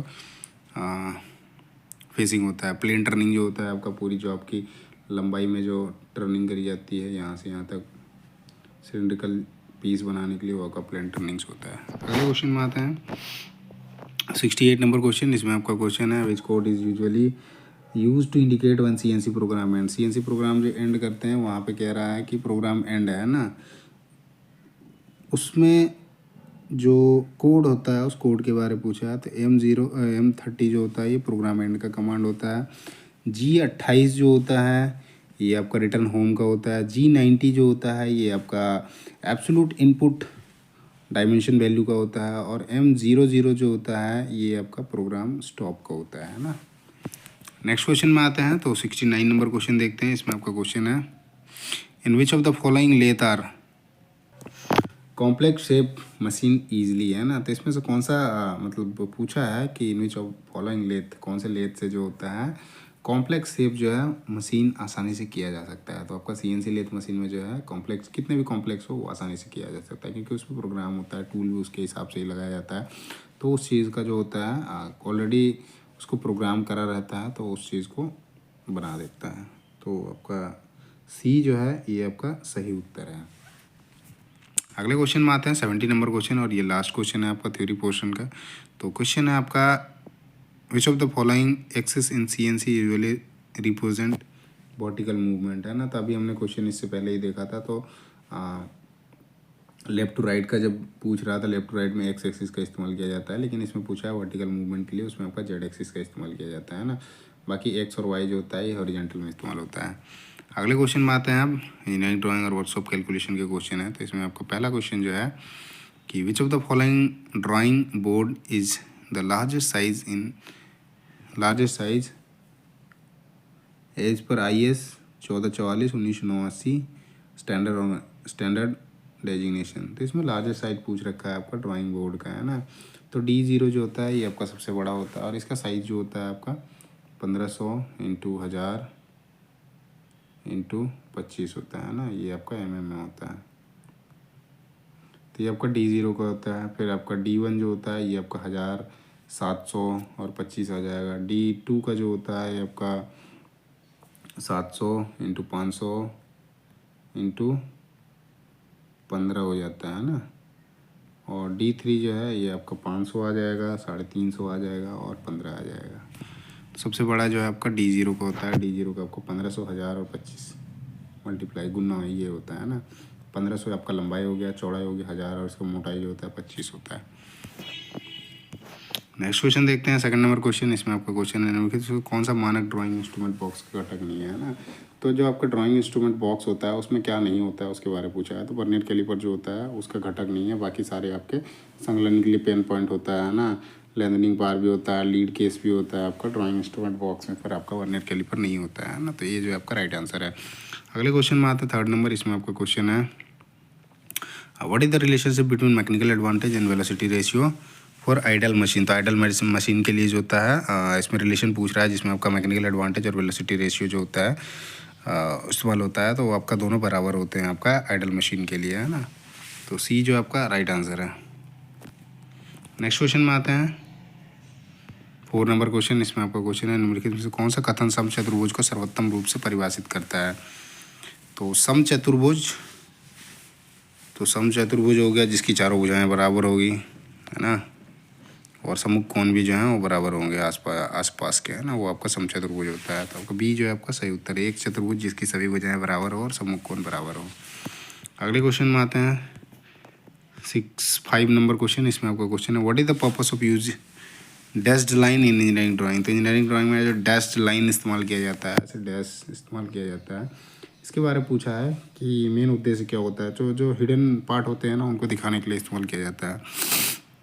बी जो आपका राइट आंसर है, so hidden outline and edges. Symmetry के लिए जो होता है इस तरह का होता है, पैरेलल लाइंस होते हैं ना। विजिबल आउटलाइन के लिए आपका थिक लाइन होता है ना। सेंटर लाइन के लिए जो होता है आपका इस तरह का इस्तेमाल होता है, सेंटर लाइन थिन वाला होता है, थिन डैश करके बोलते हैं उसको। अगले आते हैं 6 नंबर क्वेश्चन। इसमें आपका क्वेश्चन है which of the following instrument is not a part of combination found in mini drafter. तो मिनी ड्राफ्टर में पूछ रहा है कि कौन सा पार्ट जो है नहीं पाया जाता है। तो उसमें कंपास नहीं होता है, बाकी प्रोटेक्टर होता है, सेट स्क्वायर भी होता है, टी स्क्वायर भी होता है प्रोटेक्टर में, है ना, सॉरी मिनी ड्राफ्टर में, क्योंकि मिनी ड्राफ्टर जो होता है इस तरह का होता है। इसमें देखो टी स्क्वायर तो यही बन गया, ये पूरा मूवमेंट करता है ना, ये पूरा मूवमेंट करता है। तो ये आपका 360 यहाँ पे जो होता है ये आपका प्रोटेक्टर होता है, और सेट स्क्वायर का भी ये काम कर लेता है, कंपास नहीं होता है इसमें। तो डी जो आपका राइट आंसर है। नेक्स्ट क्वेश्चन में आते हैं 7 नंबर क्वेश्चन। इसमें आपका क्वेश्चन है calculate the area of regular shape. अनियमित आकार दे रखा है, इसका एरिया पूछ रखा है। तो एरिया निकालने के लिए हम क्या करेंगे, इसमें 8 इसका है और ये 6, मतलब ये एक आयताकार है जिसमें से ये आपका रेडियस कटा हुआ है। तो हम इसको क्या करते हैं, आयत का हम क्षेत्रफल निकाल देते हैं। तो आयत का क्षेत्रफल जो होता है एल बी होता है ना, लेंथ इंटू ब्रेथ होता है। 8 छका 48 हो जाएगा, और ये रेडियस 4 रेडियस है ना 2 सेंटीमीटर का, तो इसको सर्कल मान लेते हैं। तो ये आपका जो आ जाएगा पाई आर स्क्वायर आ जाएगा, है ना। तो 84 माइनस आर स्क्वायर का आर है 2 सेंटीमीटर, 2 दूनी 4 हो जाएगा, 22/2 22/7 इंटू 2, है ना, 22 दूनी 44/7,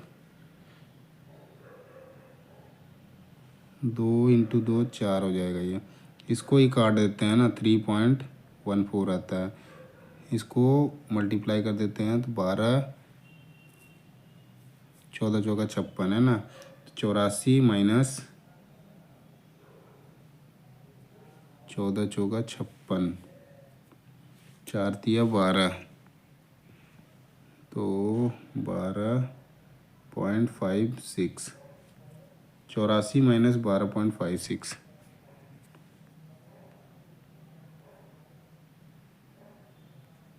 अब इसमें माइनस करते हैं तो हमारा आएगा 84, 8 छका 48 है, सॉरी 48 माइनस 12 पॉइंट, तो ये आपका आ जाएगा 35.44 सेंटीमीटर स्क्वायर, है ना।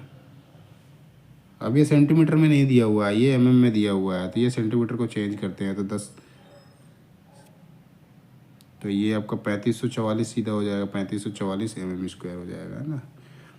तो आपका सी जो है ये राइट आंसर है।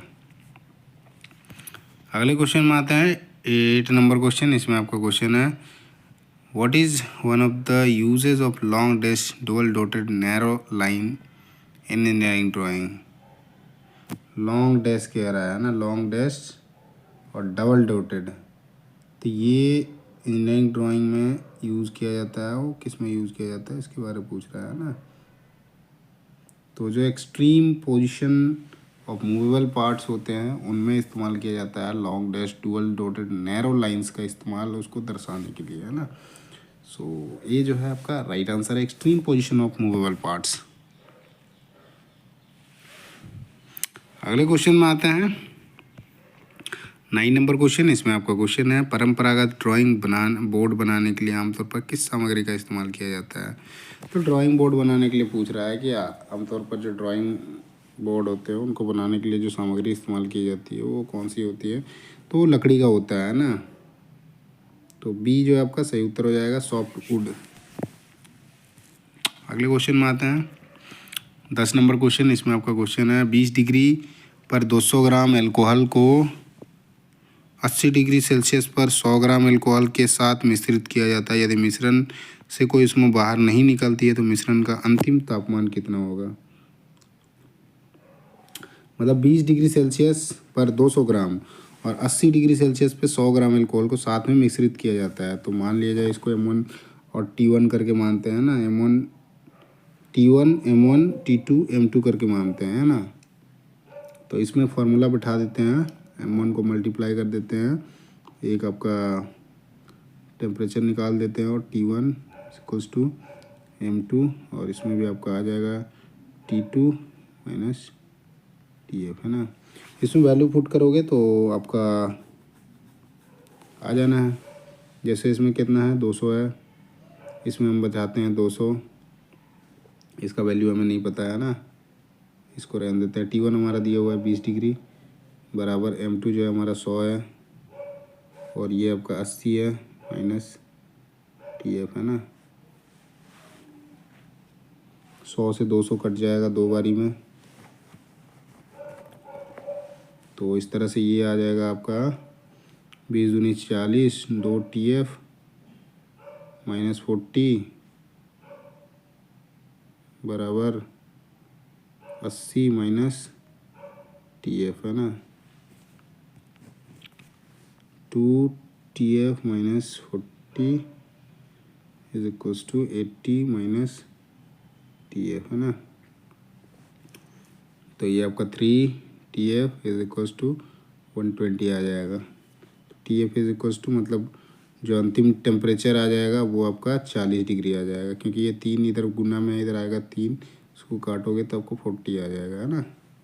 सी जो है आपका राइट आंसर है। नेक्स्ट क्वेश्चन में आते हैं 11 नंबर क्वेश्चन। इसमें आपका क्वेश्चन है त्वचा को स्पर्श किए बिना तापमान मापने वाले असंपर्की थर्मामीटर, नॉन कॉन्टैक्ट थर्मामीटर होता है, वो कैसा होता है। तो इंफ्रारेड थर्मामीटर होता है जिसका इस्तेमाल जो होता है बिना त्वचा को टच किए हुए उस चीज़ को मेजरमेंट कर सकते हैं। जैसे आपका अभी कोविड के टाइम पे आपको देखने को मिला होगा, अभी भी रिसेंटली वो टॉर्च के जैसा होता है, जैसे बंदूक होती है ना उस तरह की होती है, उसको जला के देख लेते हैं और टेम्परेचर माप लेते हैं ना। तो आपका ये जो है राइट आंसर है, इंफ्रारेड थर्मामीटर। अगले क्वेश्चन में आते हैं 12 नंबर क्वेश्चन। इसमें आपका क्वेश्चन है एक बस द्वारा 40 मील की यात्रा करने पर 1 गैलन की खपत होती है। यदि वही बस 120 किलोमीटर की यात्रा करती है तो ईंधन की खपत लीटर में ज्ञात कीजिए। यहाँ गैलन में दे रखा है, मील में दे रखा है, आपको लीटर में निकालना है ना। तो इसको हम सिंपल करते हैं, 1 मील का निकालते हैं। 1 मील बराबर जो होता है आपका 1 मील बराबर जो होता है 1609 मीटर होता है ना। तो ये किलोमीटर में दिया है तो 1.609 मान लेते हैं किलोमीटर, है ना। तो 40 मील का निकालना है तो 40 से इसको मल्टीप्लाई कर देते हैं, तो ये आ जाएगा आपका 16 गुना 40 वाले चौका 64, मतलब ये आपका 67 किलोमीटर के आसपास आएगा। तो 67.37 आएगा, है ना, 67.37 किलोमीटर। अब ये बचा कितना, इसका इतना कवर करने पर 1 गैलन, 1 गैलन का जो वैल्यू होता है 1 गैलन में जो होता है 3.785 लीटर होता है ना। अब हमें निकालना है एक बस 120 किलोमीटर यात्रा करती है तो ईंधन की खपत कितनी होगी, है ना। तो आगे करते हैं, इसको इससे डिवाइड कर देते हैं ना। तो आपका लीटर का कितना आएगा उसका खपत का आ जाएगा इफ़िशियंसी, है ना। तो इफ़िशियंसी निकालते हैं हम, तो इफ़िशियंसी हमारा आ जाएगा 67.37 डिवाइडेड बाई 3.785, है ना। इसको भाग करते हैं तो ये हमारा आएगा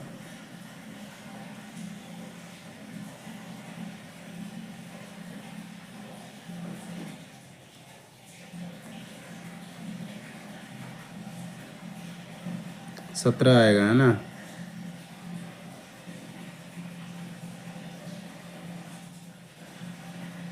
सत्रह आएगा। अब क्या करते हैं, 120 किलोमीटर टोटल है ना, तो इसको हमको 17 से डिवाइड कर देते हैं, तो ये आपका आ जाएगा 17 सत्ते 19 से।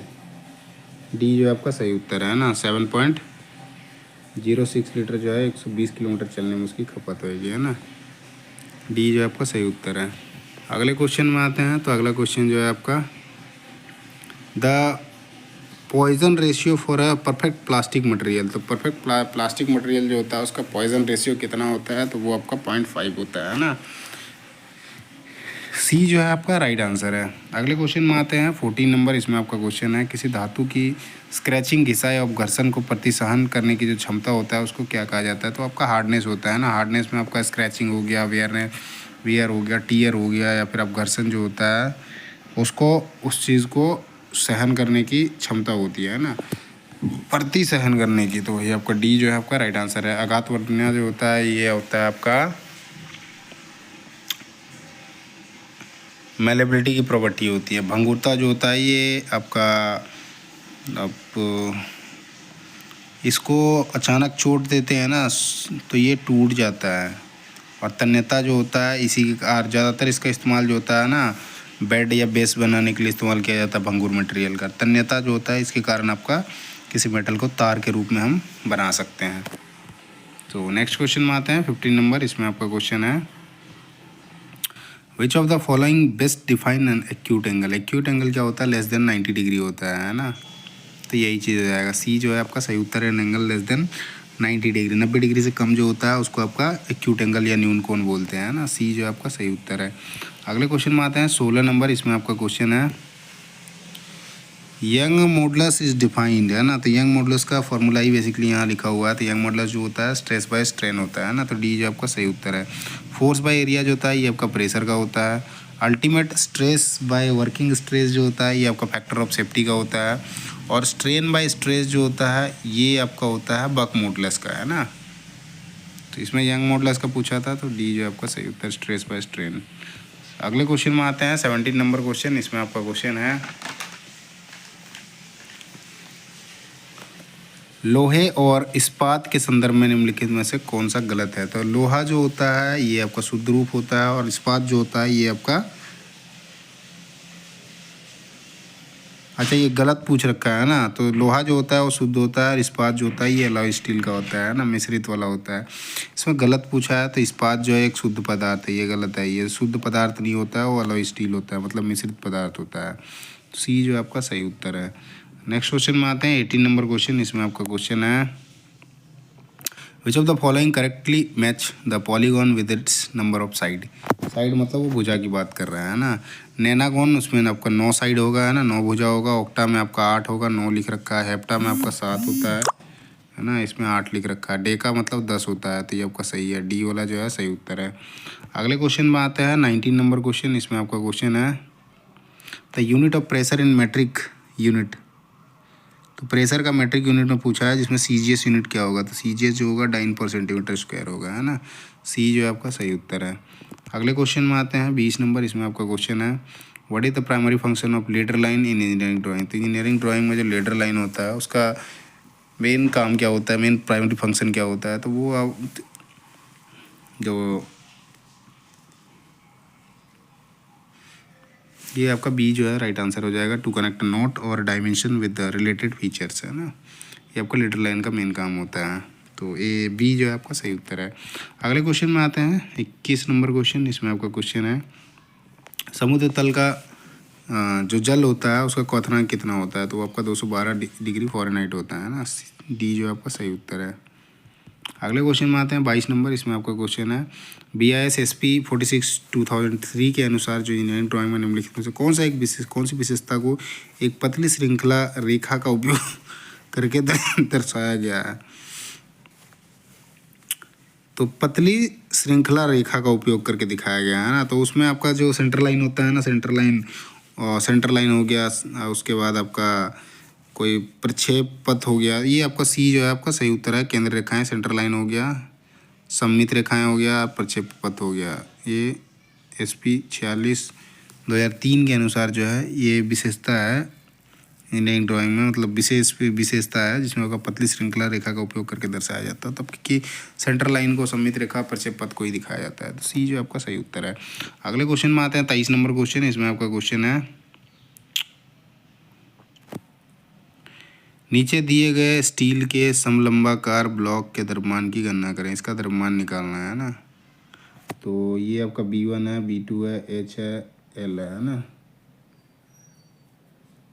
इसके वैल्यू दिए हुए हैं इसमें, B1 का, B2 का और L का, और स्टील का डेंसिटी दे रखा है। तो सबसे पहले हम क्या करेंगे, इसका एरिया निकालेंगे। एरिया जो होता है 1/2 मल्टीप्लाई करेंगे आपका B1 और B2 को जोड़ेंगे। B1 और B2 को जोड़ देते हैं तो हमारा B1 plus B2 into H हो जाएगा, है ना। इस फॉर्मूला में बैठा हुआ, आप जैसे यहाँ kg लिख रखा है ना, और ये हमारा mm में है, तो इसको हम क्या करेंगे, मीटर में चेंज करेंगे, है ना। तो मीटर में करने के लिए ना जो 0.10 है, 0.1 ये आपका 10 है, वो आपका 0.10 आ जाएगा, 01 आ जाएगा, है ना। ये फॉर्मूले से आपका जो है एरिया निकल के आएगा। एरिया फाइनली जो है सबको जो मल्टीप्लाई करोगे, जोड़ घटाव करोगे, जैसे ये आपका 10 है ना, 10 और ये 40, 50, मतलब 0.0505 आ जाएगा, है ना। और ऊंचाई जो है ये आपका, मतलब ये कर देता हूँ, चलो 1/2 0.01 मीटर में आ जाएगा, है ना, प्लस 0.04 मीटर मल्टीप्लाई 0.02। तो ये करोगे तो 0.05 हो गया। फिर इसको मल्टीप्लाई करोगे तो ये आपका 10 हो जाएगा। इसको जब काट दोगे 2 से तो ये आपका आ जाएगा 0.00025, इतना आएगा, है ना। सॉरी 10 मतलब 5 आएगा, ये 2 नहीं आएगा, है ना, 3 जीरो ही आएगा इसमें। 0.01 प्लस 0.04 0.02 1/2, है ना। ये आपका 0.5 हो गया, 0.05 मल्टीप्लाई करेंगे तो 10 हो जाएगा। फिर इसको काट देंगे तो आपका 0.0005 आ जाएगा, है ना। ये हमारा एरिया हो गया। नेक्स्ट निकलेगा वॉल्यूम, है ना। वॉल्यूम निकालने के लिए A मल्टीप्लाई L करेंगे ना, लंबाई को। एरिया हमारा इतना है और हमारा L जो है ये 50 है mm में, तो ये भी आपका 0.05 हो जाएगा, है ना। इसको मल्टीप्लाई कर दो 0.05 से, 5 × 5 = 25 आ जाएगा। 3 पहले था, यहाँ पे 2 5, है ना। तो ये अब फाइनली आएगा 0.0000025, इतना आ जाएगा। ये हमारा क्या हो गया, वॉल्यूम हो गया। अब हमें निकालना क्या है, मास पूछा है ना, मास। तो मास बराबर हमारा जो है, जैसे डेंसिटी बराबर होता है मास बाय वॉल्यूम होता है ना। तो मास निकालना है तो डेंसिटी गुना वॉल्यूम हो जाएगा। तो वॉल्यूम हमारा इतना है और डेंसिटी हमारा स्टील का घनत्व यहाँ पे 8 kg मान रखा है ना, 800 kg मान रखा है। एक्चुअली होता इतना नहीं है,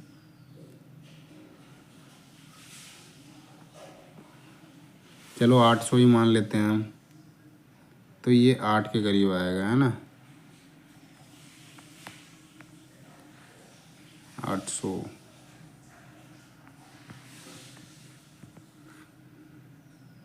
ऐसे ये जो होता है आपका 7.8 होता है ना, ये 8 के करीब मान रखा है स्टील का। तो गुना करेंगे ना तो आपका 0.2 आ जाएगा। तो डी जो है आपका राइट आंसर है, 0.02 आएगा, सॉरी, है ना। डी जो है आपका राइट आंसर है। नेक्स्ट क्वेश्चन है 24 नंबर। इसमें आपका क्वेश्चन, निम्नलिखित में से कौन सा घर्षण का नियम नहीं है। इसमें से पूछा है कि कौन सा जो है आपका घर्षण का नियम नहीं है। आपका डी जो लिख रखा है ये सही लिख रखा है कि घर्षण संपर्क क्षेत्र पर निर्भर नहीं करता है ना, क्षेत्रफल पर निर्भर नहीं करता है। डी जो है राइट आंसर है। नेक्स्ट क्वेश्चन में आते हैं 25 नंबर क्वेश्चन। इसमें आपका क्वेश्चन है उद्योग में इंजीनियरिंग ड्राइंग की प्राथमिक भूमिका क्या है। सो जो इंडस्ट्रीज़ है, काल उद्योग में इंजीनियरिंग ड्राइंग की प्राथमिक भूमिका क्या है। तो इंजीनियरिंग ड्राइंग की प्राथमिक भूमिका क्या है आपका उद्योग में, उसके बारे में पूछा है। तो वो क्या करता है ना, ग्राफिकल और लिखित भाषा के माध्यम से तकनीकी जानकारी संप्रेषित करने के लिए जो होता है उद्योग में इंजीनियरिंग ड्राइंग का इस्तेमाल किया जाता है। तो आपका बी जो आपका सही उत्तर है, ग्राफिकल और लिखित भाषा के माध्यम से तकनीकी जानकारी संप्रेषित करने के लिए, है ना। नेक्स्ट क्वेश्चन में आता है 26 नंबर। इसमें आपका क्वेश्चन है दो मानक सेट स्क्वायर के विशिष्ट कौन संयोजन कितने होते हैं। तो एक आपका होता है 90 का, और 90 तो फिक्स होता है, दोनों में कॉमन रहेगा 90। एक 60-30 होता है, एक 45-45 होता है ना। तो सी जो आपका सही उत्तर है। सेट स्क्वायर जो होते हैं दो मिलते हैं, जिसमें आपका 45-45-90 होता है, एक 60-30-90 होता है ना। अगले क्वेश्चन में आते हैं। तो अगला क्वेश्चन है आपका 5 मजदूरों को 6 वाहन की पूरी मरम्मत करके 21 दिन लगते हैं ना। तो मतलब 21 × 5/6 हो गया, बराबर 7 मजदूरों को 8 वाहन की पूरी मरम्मत करने में कितना समय लगेगा।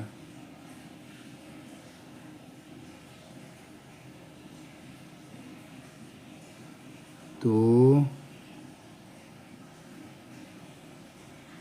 इसमें हमारा 7 × 8 आ जाएगा, है ना। 5 मजदूर 8 वाहन, 7/8 × x निकालते हैं। तो ये तो कट जाना है 3, ये 4, 7 या 21, 3 से 3 भी कट जाएगा, ये 4 मल्टीप्लाई हो जाएगा 5 से, तो x = आ जाएगा 20। बी जो है आपका राइट आंसर है। इसमें कैसे होता है ना, इसका फॉर्मूला लगता है। इसमें आपका जैसे मैन हो गया, मैन है ना, उसके बाद वर्क हो गया, और कितना प्रोडक्ट निकल के आया, मेन वर्क डे होता है। सेम तरह से इधर भी करेंगे, मेन वर्क डे, जिसमें से 7 मजदूर हो गए हैं। यहाँ वर्क का पता नहीं है, समय का है ना, MWT करके होता है। तो टाइम यहाँ पे मान लो, यहाँ पर टाइम था, वर्क को छोड़ देते हैं ना, MTY हो तो ये नीचे आ जाएगा डी का। तो ऐसे करेंगे तो फिर ये डी हमारा 6-1 में आया। इसमें आपका जो है 6 वाहन बना रहा है, इसमें आपका 8 वाहन बना रहा है। तो 6 यहाँ 8, मैन कितना है, इसमें 5 मजदूर लगे हैं और 21 दिन लगते हैं ना। तो 21 हो गया। यहाँ पर टाइम का पता नहीं है, टाइम यहाँ मेंशन नहीं किया है। ये को काट दिया, इसको 3 बारी में, ये 4 बारी में, है ना। 3 से तो 21 हो गया, और 7 से फिर ये आपका ये भी 7 कट गया। अब बचा क्या, ये 4 बचा, ये 5 बचा, मल्टीप्लाई कर दिया है, क्रॉस मल्टीप्लाई, तो आपका 20 आ गया। बी जो है राइट आंसर हुआ। अगले क्वेश्चन में आते हैं 28 नंबर। इसमें आपका क्वेश्चन है निम्नलिखित में कौन सी पेंसिल सबसे कठोर ग्रेड की है। तो सबसे कठोर ग्रेड की कौन सी पेंसिल है। तो 9H जो होता है सबसे कठोर होता है, 7B जो होता है सबसे सॉफ्टेस्ट होता है। अगले क्वेश्चन में आते हैं 29 नंबर क्वेश्चन। इसमें आपका क्वेश्चन है 48 सेंटीमीटर परिमाप वाले आयत की लंबाई और चौड़ाई ज्ञात कीजिए। आयत की लंबाई उसकी चौड़ाई से 4 सेंटीमीटर अधिक है। सपोज एक आयत बना लिए, अब इसका चौड़ाई जो है, अच्छा लंबाई जो है चौड़ाई से 4 अधिक है। मान लिया इसको 10 मान लिए और इसको 14 मान लेते हैं। तो परिमाप यदि निकाल के देखते हैं हम, 48 आ रहा है क्या, 2 × L + B होता है। 14 और 10 24 × 2 = 48। हाँ, तो आपका 10 और 14 जो है यही आ जाएगा। तो बी जो आपका सही उत्तर है। अगले क्वेश्चन में आते हैं 30 नंबर क्वेश्चन, और ये लास्ट क्वेश्चन है इंजीनियरिंग ड्राइंग का, है ना। तो इसमें क्वेश्चन है इंजीनियरिंग ड्राइंग के संदर्भ में बीमा वर्कशॉप कैलकुलेशन के भी क्वेश्चन इसी में है ना। इंजीनियरिंग ड्राइंग के संदर्भ में डायमेंशन से क्या तात्पर्य। डायमेंशन का मतलब क्या होता है, जो भी मात्रक होते हैं उसके संख्यात्मक मान हो गया, रेखा हो गया, प्रतीक हो गया, उन सारी चीज़ों को दर्शाया जाता है, वही डायमेंशन में है ना। तो वही उसके तात्पर्य पूछ रहा है। तो आपका डी जो है राइट आंसर है। मात्रकों के साथ व्यक्त संख्यात्मक मान जिसे रेखाओं, प्रतीकों और टिप्पणी द्वारा दर्शाया जाता है।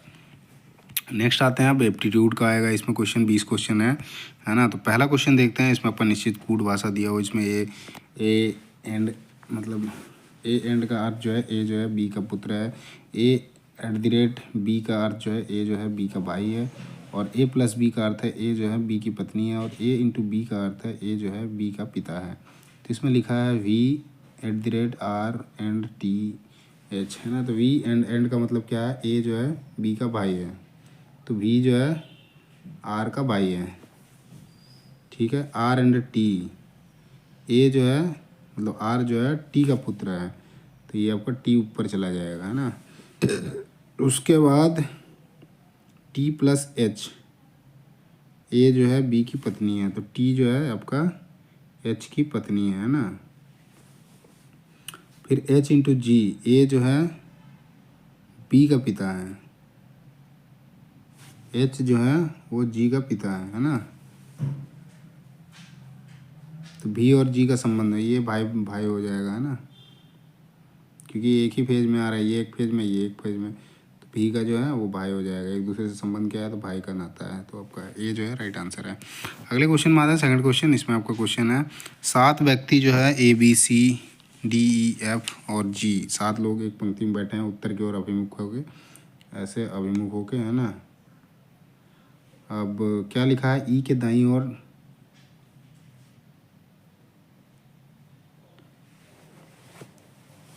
डी एफ के ठीक दाईं ओर पड़ोस में,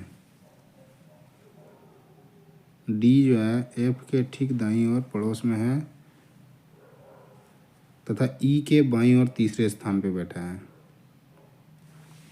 तो मैं डी को बैठा दिया यहाँ पे, डी जो है एफ के ठीक दाईं ओर है ना, तो इसके बगल में ही एफ हो जाएगा, एफ के ठीक बगल में हो गया डी, है ना। और उसके बाद आगे जो ई के दाएं से तीसरे स्थान पे है, मतलब ये पहला दूसरा तीसरा, मतलब ई यहाँ पे आ गया, है ना। एक आदमी यहाँ पे बीच में बैठेगा, ए सीधी पंक्ति में एक छोर पे बैठा है, या तो इस साइड या तो इस साइड, चलो इस साइड बैठा देते हैं ए को। जी सी के ठीक बाईं ओर पड़ोस में बैठा है, जी जो है सी के ठीक दाईं ओर, यहाँ तो बैठ नहीं सकता है तो यहाँ पे बैठेगा, है ना। तो यहाँ पे जी को बैठा देते हैं और सी के ठीक दाईं ओर है ना। उसके बाद बैठा है ई और एफ के बीच बी बैठा है, तो यहाँ के बीच में आपका बी बैठा गया, बी बैठ गया। ए जी के दाईं ओर दूसरे स्थान पर बैठा है, ए जो है जी के दाईं ओर दूसरे स्थान पर बैठा है,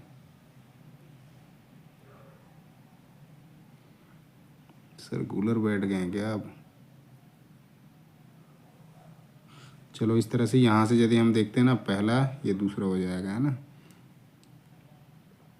डी के दाएं और दूसरे स्थान पर कौन बैठा है, डी के दाएं और दूसरे स्थान पे पूछ रहा है ना। तो डी के दाएं और दूसरे स्थान पे जो है ना, पहला तो ये हो जाएगा, तो दूसरा आपका सी हो जाएगा, तो सी जो है आपका राइट आंसर है। डी जो है डी में दे रखा है सी ऑप्शन, तो आपका राइट आंसर है। अगले क्वेश्चन में आता है थर्ड नंबर में। इसमें आपका क्वेश्चन एक निश्चित कूट भाता में लॉस्ट को लिख रखा है आपका 5609 और टोल्ड को लिख रखा है 6092। तो दोनों में कॉमन देखते हैं, 609 कॉमन ही है ना। तो टी पूछा है डी के लिए कूट क्या होगा, तो डी के लिए आपका यहाँ पर 2 है और ऊपर जो है 5 है, एल के लिए 5 हो जाएगा, है ना। तो 2 जो है आपका डी के लिए 2 हो जाएगा, है ना। बी जो है आपका राइट आंसर है। अगले क्वेश्चन में आते हैं 4 नंबर क्वेश्चन। इसमें आपका क्वेश्चन है each of the digit of the number 982546 is arrange in ascending order from left to right. Ascending मतलब बढ़ते क्रम में करना है, तो सबसे छोटा 1 2 4 5 6 8 9। What will be the second digit from the left, इधर से सेकंड डिजिट नंबर है 10, तो 2 ही आएगा सेकंड डिजिट, है ना। तो 2 जो है राइट आंसर है, सी जो है आपका सही उत्तर है। अगले क्वेश्चन में आते हैं 5वें नंबर में। इसमें आपका क्वेश्चन है एक निश्चित तर्क का अनुसरण करते हुए 7 का संबंध 70 से है, उसी तर्क का संदर्भ करते हुए 24 का संबंध जो है 240 से, उसी का तर्क करते हैं 40 का संबंध किससे होगा। तो ये आपका 10-10 से मल्टीप्लाई कर रहा है ना। नोट संख्या में लिख रखा है आपका कि संख्याओं को उनके घटक अंकों में तोड़े बिना पूर्ण संख्याओं पर क्रियाएँ की जानी चाहिए। उदाहरण के लिए 13 को लीजिए, 13 पर संक्रियाएँ जैसे जोड़ना, घटाना, गुना करना आदि 13 से की जा सकती है। 13 1 और 3 को जोड़ना तोड़ना नहीं है, फिर 1 3 को गणित संक्रिया भी नहीं करना है, अनुमति नहीं है ना। तो आपका जो संबंध देखो 7 × 10 70 है, 24 दाएँ 240 है, तो 40 दाएँ 400 हो जाएगा। डी जो आपका सही उत्तर है। 6 नंबर क्वेश्चन आता है। इसमें आपका क्वेश्चन है 16 और ए का मध्यानुपाती 20 है, तो ए का मान कितना होगा? तो मध्यानुपाती पूछा है इसमें, तो हम इसमें क्या करते हैं, ए को मान लेते हैं 16, बी को मान लेते हैं ए, और सी एक्स मान लेते हैं 20, है ना। अब मध्यानुपाती जो निकालने का फॉर्मूला होता है, मध्यानुपाती, इसका जो फॉर्मूला होता है, जैसे आपका एक्स है ना, तो X is equals to A into B हो जाएगा ना, ए इंटू बी हो जाएगा। एक्स हमारा कितना है, X is equals to A into B, तो एक्स हमारा कितना है 20 है, बराबर ए जो है हमारा 16 है, गुना बी, ए जो है हमारा बी जो है वो ए है ना, सॉरी एक्स स्क्वायर होता है ना, तो 20 का स्क्वायर मतलब 400 हो जाएगा। ये 400 बराबर 16 गुना ए, इसको काट दो, ये 25 बार में कट जाएगा। डी जो आपका सही उत्तर है। अगले क्वेश्चन में आते हैं 7 नंबर। इसमें आपका क्वेश्चन है, निम्नलिखित में से कौन सा युग्म सअभाज्य है? सअभाज्य कह रहा है, कौन सा जो है आपका सअभाज्य है? तो 150 या 295 ये भाज्य हैं, 3 9 भी भाज्य हैं, 15 33 ये भी 3 से कट जाते हैं, लेकिन ये 73 और 97 जो है ये नहीं कटते हैं ना, सअभाज्य वही पूछ रहा है, तो डी जो आपका सही उत्तर है। अगले क्वेश्चन में आते हैं 8 नंबर। इसमें आपका क्वेश्चन है, श्रीकांत किसी निश्चित दूरी को का 3/4 भाग जो है x किलोमीटर पर आवर की चाल से और 4 घंटे 40 मिनट में तय करता है, वहीं शेष दूरी जो x + 5 किलोमीटर पर आवर की चाल से 20 मिनट में तय करता है, कुल दूरी कितनी है? दशमलव के बाद 2 स्थान तक पूर्णकाल। तो ये जो है आपका कॉम्प्लिकेटेड थोड़ा सा x + 5 कर दिया है, इसमें किलोमीटर बैठाना होता है और ये दशमलव में आ रहा है, तो इसका सीधा आंसर ही बता देता हूँ। आपका आंसर जो है 8.48 किलोमीटर होगा। इसको आपको फॉर्मूला करना पड़ेगा, ये बहुत जब लंबा है, इसको मैंने किया तो बहुत ही लंबा लगा, तो मैंने कहा इसको एक आध क्वेश्चन, ये डाउट है थोड़ा सा, बहुत ज़्यादा इसमें टाइम भी लगा होगा, तो मोस्टली देखो इन्होंने क्वेश्चन बनाया पर इनका क्वेश्चन गलत हो गया, तो इस क्वेश्चन को यहीं पे आंसर ही बताया, 8.48 किलोमीटर आएगा ना, इस क्वेश्चन को रहने देते हैं। नेक्स्ट क्वेश्चन में आते हैं 9 नंबर क्वेश्चन। इसमें आपका सिंपल जोड़ घटाव का गुना भागा करना है ना, आप इसको कर सकते हो, तो आपका आंसर जो है 98.3 आ जाएगा, है ना, 98/3 आ जाएगा। सबसे पहले क्या होता है, ब्रैकेट के अंदर काम करना होता है, ये आपका बेसिकली बोधमास रूल होता है ना, उससे के द्वारा ही किया जाता है। तो सबसे पहले बोधमास हो जाएगा, ऑफ तो लिखा नहीं है, फिर डिवाइड होगा, भाग वाले जितने हैं बोधमास के अंदर, मतलब आपका ब्रैकेट के अंदर जैसे 3 दाएँ 30, 10 में का माइनस कर दो, तो ये आपका 4 हो जाएगा, है ना, 4 हो जाएगा, फिर 4 इधर भाग में है ना, 4/3 -7 भागा में 98 हो जाएगा, तो ये आपका 14 हो जाएगा, और इधर 4/3 हो जाएगा, है ना, 14 - 4/3 हो जाएगा। इसको आप कर दो, 14 × 42, 4 42 में गया तो 38/3 हो जाएगा, 38/3 हो जाएगा। फिर आगे इसको माइनस करो 52 से, तो इस तरह से 3 नीचे ही बना रहेगा, तो आपका 98/3 आ जाएगा, है ना, सी जो आपका राइट आंसर है। चलो 38/3 है, तो 52 से कर दो मल्टीप्लाई, 3 बार मल्टीप्लाई करो, 50 × 150, 2 × 6 156, और 38, 156 और 38 जो होता है 40 मान लेते हैं, तो 90 94 है ना, 194/3, 194/3 है ना। इसको काट के देख दो, काट जाएगा, 3 × 6 = 18, 3 नहीं कट रहा है, माइनस करना है, सॉरी गलत कर दिया है ना, 156 - 38/3 है ना, तो इसको माइनस करना है, तो यहाँ पे आ जाएगा 12 और 4 16, 18, 118/3 हो जाएगा, है ना। अब अगला 72 से करना है, तो आपका 98/3 आ जाएगा। मल्टीप्लाई करोगे 3 बार, 118 है, 72 करोगे 7 × 21, 210, 216, 216 - 118/3, तो ये आपका 98/3 आ जाएगा। सी जो आपका राइट आंसर है। नेक्स्ट आते हैं 10 नंबर क्वेश्चन। इसमें आपका क्वेश्चन है, एक गोल मेज पर बैठे हैं, इसमें ABCDEFG टोटल 7 लोग हैं, है ना। केंद्र की ओर अभिमुख करके बैठे हैं। GC के दाईं ओर बैठा है।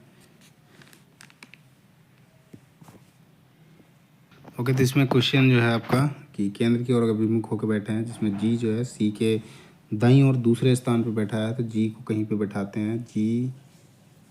G यदि यहाँ पे है तो C के दाईं ओर है तो C इधर होएगा ना, दूसरे स्थान पे है तो C यहाँ पे हो जाएगा, ये दूसरे स्थान पे हो गया ना। F के ठीक दाईं ओर पड़ोस में है, जो F के ठीक पड़ोस में है तो F यहाँ पे आ जाएगा। चलो F इसको मानते हैं, G हो गया, ये खाली स्थान है, यहाँ पे C हो गया ना। A जो है E के बाईं ओर तीसरे स्थान पर है। A जो है E के बाएं साइड में तीसरे स्थान पर है, 1 2 3। चलो यहाँ पे इसको A को रख देते हैं और इधर आपका E हो जाएगा, है ना।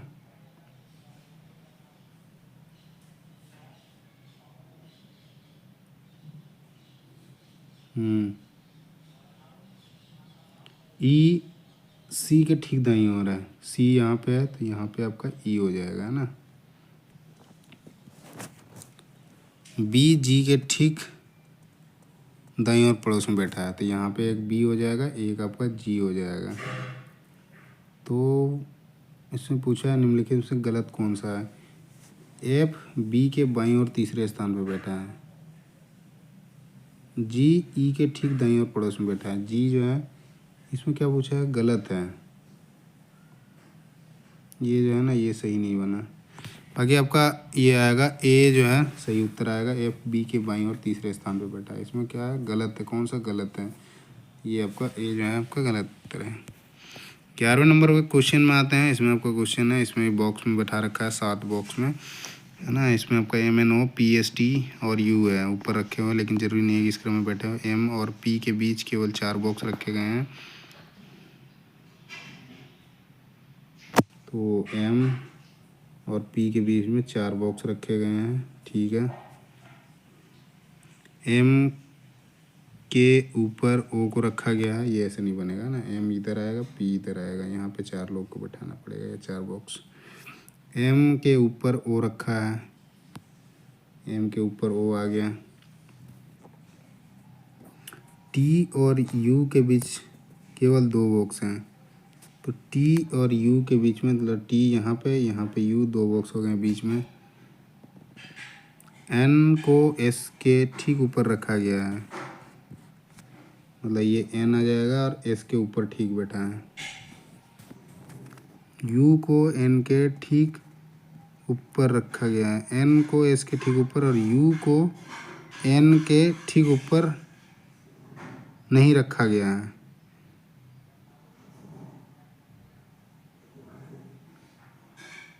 सही है। ऊपर से चौथे स्थान पर कौन सा बॉक्स रखा गया है, ये पहला, दूसरा, तीसरा और ये चौथा, N हो जाएगा, है ना। C जो है आपका राइट आंसर है। इसका फाइनल बनेगा आपका जो है, फाइनल में बना देता हूँ। तो सबसे पहले O आएगा, M आएगा, T आएगा, N आएगा, S आएगा, U आएगा, P आएगा और T आएगा, ऐसे आएगा, है ना। ऊपर से चौथे स्थान पे पूछा था तो N, C जो आपका सही उत्तर है। 12वें नंबर क्वेश्चन में आते हैं। इसमें आपका क्वेश्चन है, SI पूछ रखा है ना। किसी व्यक्ति को 6,000 रुपये 12% वार्षिक साधारण ब्याज की दर से जमा किया, उसने 2 वर्ष 6 माह बाद कुल राशि कितनी धनराशि प्राप्त होगी। तो आपको सिंपल इंटरेस्ट निकालना है। सिंपल इंटरेस्ट का जो फॉर्मूला होता है आपका PRT/100 होता है। P हमारा दिया हुआ है 6,000, R हमारा जो है 12% है और T जो है हमारा 2.5 साल है ना, 2.5 कर देता हूँ और डिवाइडेड बाय 100 कर देता हूँ। 100 यहाँ पे आ जाएगा, 25 चौका 100, 40, ये जीरो गया, 4 तिया 12, 6 तिया 1800 रुपया आया, है ना। 1800 रुपये ये सिंपल इंटरेस्ट आ गया। तो टोटल धनराशि पूछ रहा है, तो 1800 और 6,000 7800 हो जाएगा, ये जो आपका सही उत्तर है। नेक्स्ट क्वेश्चन में आते हैं। तो 13 नंबर क्वेश्चन है। इसमें कि दिए गए इसी तरह का एक क्वेश्चन पहले भी था ना, दिए गए संख्या युग्मों से पहले संख्या पर एक निश्चित गणितीय संक्रियाएं करने पर दूसरी संख्या प्राप्त होती है, विकल्पों में 4। अब जैसे क्वेश्चन पे ही सीधा आते हैं, 13 का स्क्वायर करके -2 किया है ना, 8 का स्क्वायर करके -2 किया है, तो ऐसा किस में है, तो इसमें आपका डी में है। 5 का स्क्वायर करके 25 में से 2 घटा दिया है तो 23 है ना, डी जो आपका सही उत्तर है। नेक्स्ट आते हैं 14 नंबर क्वेश्चन। इसमें आपका क्वेश्चन है 32 सेंटीमीटर व्यास और 7 सेंटीमीटर लंबाई वाले तार का आयतन निकालिए, है ना। तो ये जो है एक बेलन का आकार में हो गया, तो बेलन का जो होता है पाई आर स्क्वायर एच होता है, इसका आयतन है ना। इस फॉर्मूले में हम बैठाते हैं तो आपका आंसर जो है फाइनली निकल के आ जाएगा। तो पाई का मान हो जाएगा आपका 22/7, आर जो हो जाएगा हमारा 32 है, मतलब ये आ जाएगा 16 का स्क्वायर कर देते हैं, 16 × 16, और एच हमारा जो हो जाएगा 7 मीटर हो जाएगा, 7 से 7 कट जाएगा, 16 16 22, ये तीनों को हम गुना करते हैं। अच्छा 7 मीटर है ना, तो ये आपका 700 हो जाएगा। तो ये जो है आपका 7 मीटर में दिया हुआ है, तो ये आपका 700 हो जाएगा ना। इसको हम दोबारा करते हैं। 22/7 × 16 × 16 × 700, ये आपका 100 आ जाएगा, है ना। 16 × 16 × 22 × 100, 22 × 16 × 16 × 100, तो ये फाइनली आ जाएगा 5,63,200। तो सी जो आपका राइट आंसर है। नेक्स्ट क्वेश्चन में आते हैं। अगला क्वेश्चन जो है 15 नंबर, इसमें आपका क्वेश्चन है find the difference between compound interest and compounded annually and simple interest on 10,000 8% per annum. देखो इसमें आपका डिफरेंस निकालना है कंपाउंड इंटरेस्ट और सिंपल इंटरेस्ट का, है ना। तो इसमें आपका कंपाउंड इंटरेस्ट निकालते हैं। सबसे पहले 2 साल का जो होता है 2:1 का आता है रेशियो, है ना। 10,000 का 8% आ जाएगा, 8 दाएँ 80, 800, और इसका हम निकालते हैं 8%, 8 8 64, है ना। तो ये आपका 1,664 रुपये आ जाएगा, ये आपका कंपाउंड इंटरेस्ट। अब एस आई निकाल देते हैं हम। एस आई निकालने के लिए हम मल्टीप्लाई करेंगे 10,000 × 8 × 2/100, है ना। तो ये दोनों गए हैं 800 दूनी 1600, 1600। इसमें और इसमें डिफरेंस है 64 का, तो 64 जो है आपका सही उत्तर है। अगले क्वेश्चन में आते हैं 16 नंबर। तो इसमें टोटल 60 डिब्बे हैं ना। 60 डिब्बों में से इसमें एक के ऊपर एक रखा गया, लेकिन ज़रूरी नहीं हो किसी क्रम में हो कि एम और ई के बीच केवल 4 डिब्बे रखे गए हैं, एम के ऊपर एफ रखा गया। इससे पहले क्वेश्चन जो आया था उसी तरह से, है ना। तो एम आ गया, उसके नीचे 4 लोग हैं, और ई है ना। एम और ई के बीच में 4 लोग हैं। एम के ऊपर जो है एफ है खाली केवल। एन और एल के बीच 2 डिब्बे हैं, मतलब एन और एल के बीच में 2 डिब्बे हैं, तो नीचे एल रखता हूँ, ऊपर एन रखता हूँ, 2 डिब्बे बीच में है। डी जी के ठीक ऊपर रखा गया, डी जो है जी के ऊपर है ना, मतलब जी नीचे है और डी ऊपर है। एल डी के ठीक ऊपर है, एल डी के ठीक ऊपर है।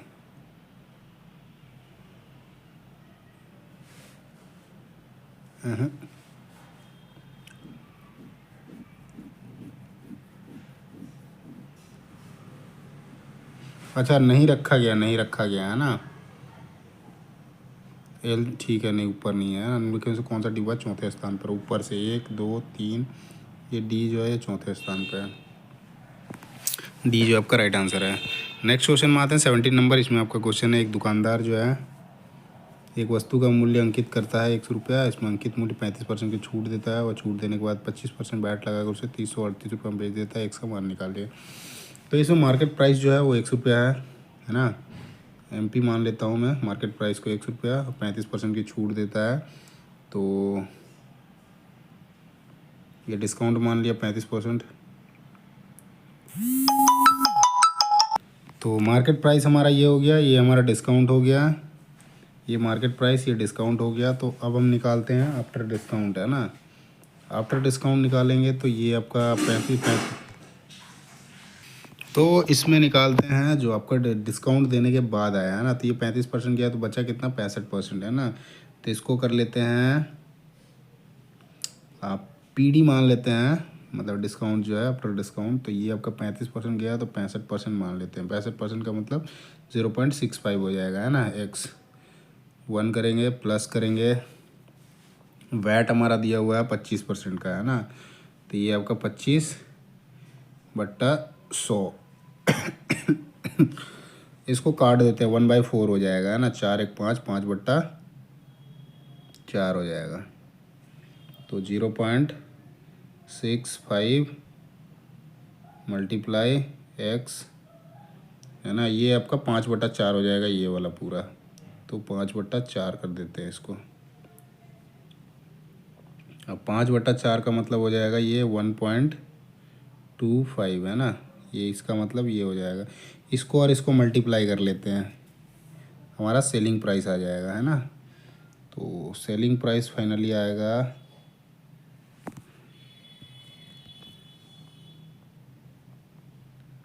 0.65 x मल्टीप्लाई 1.25।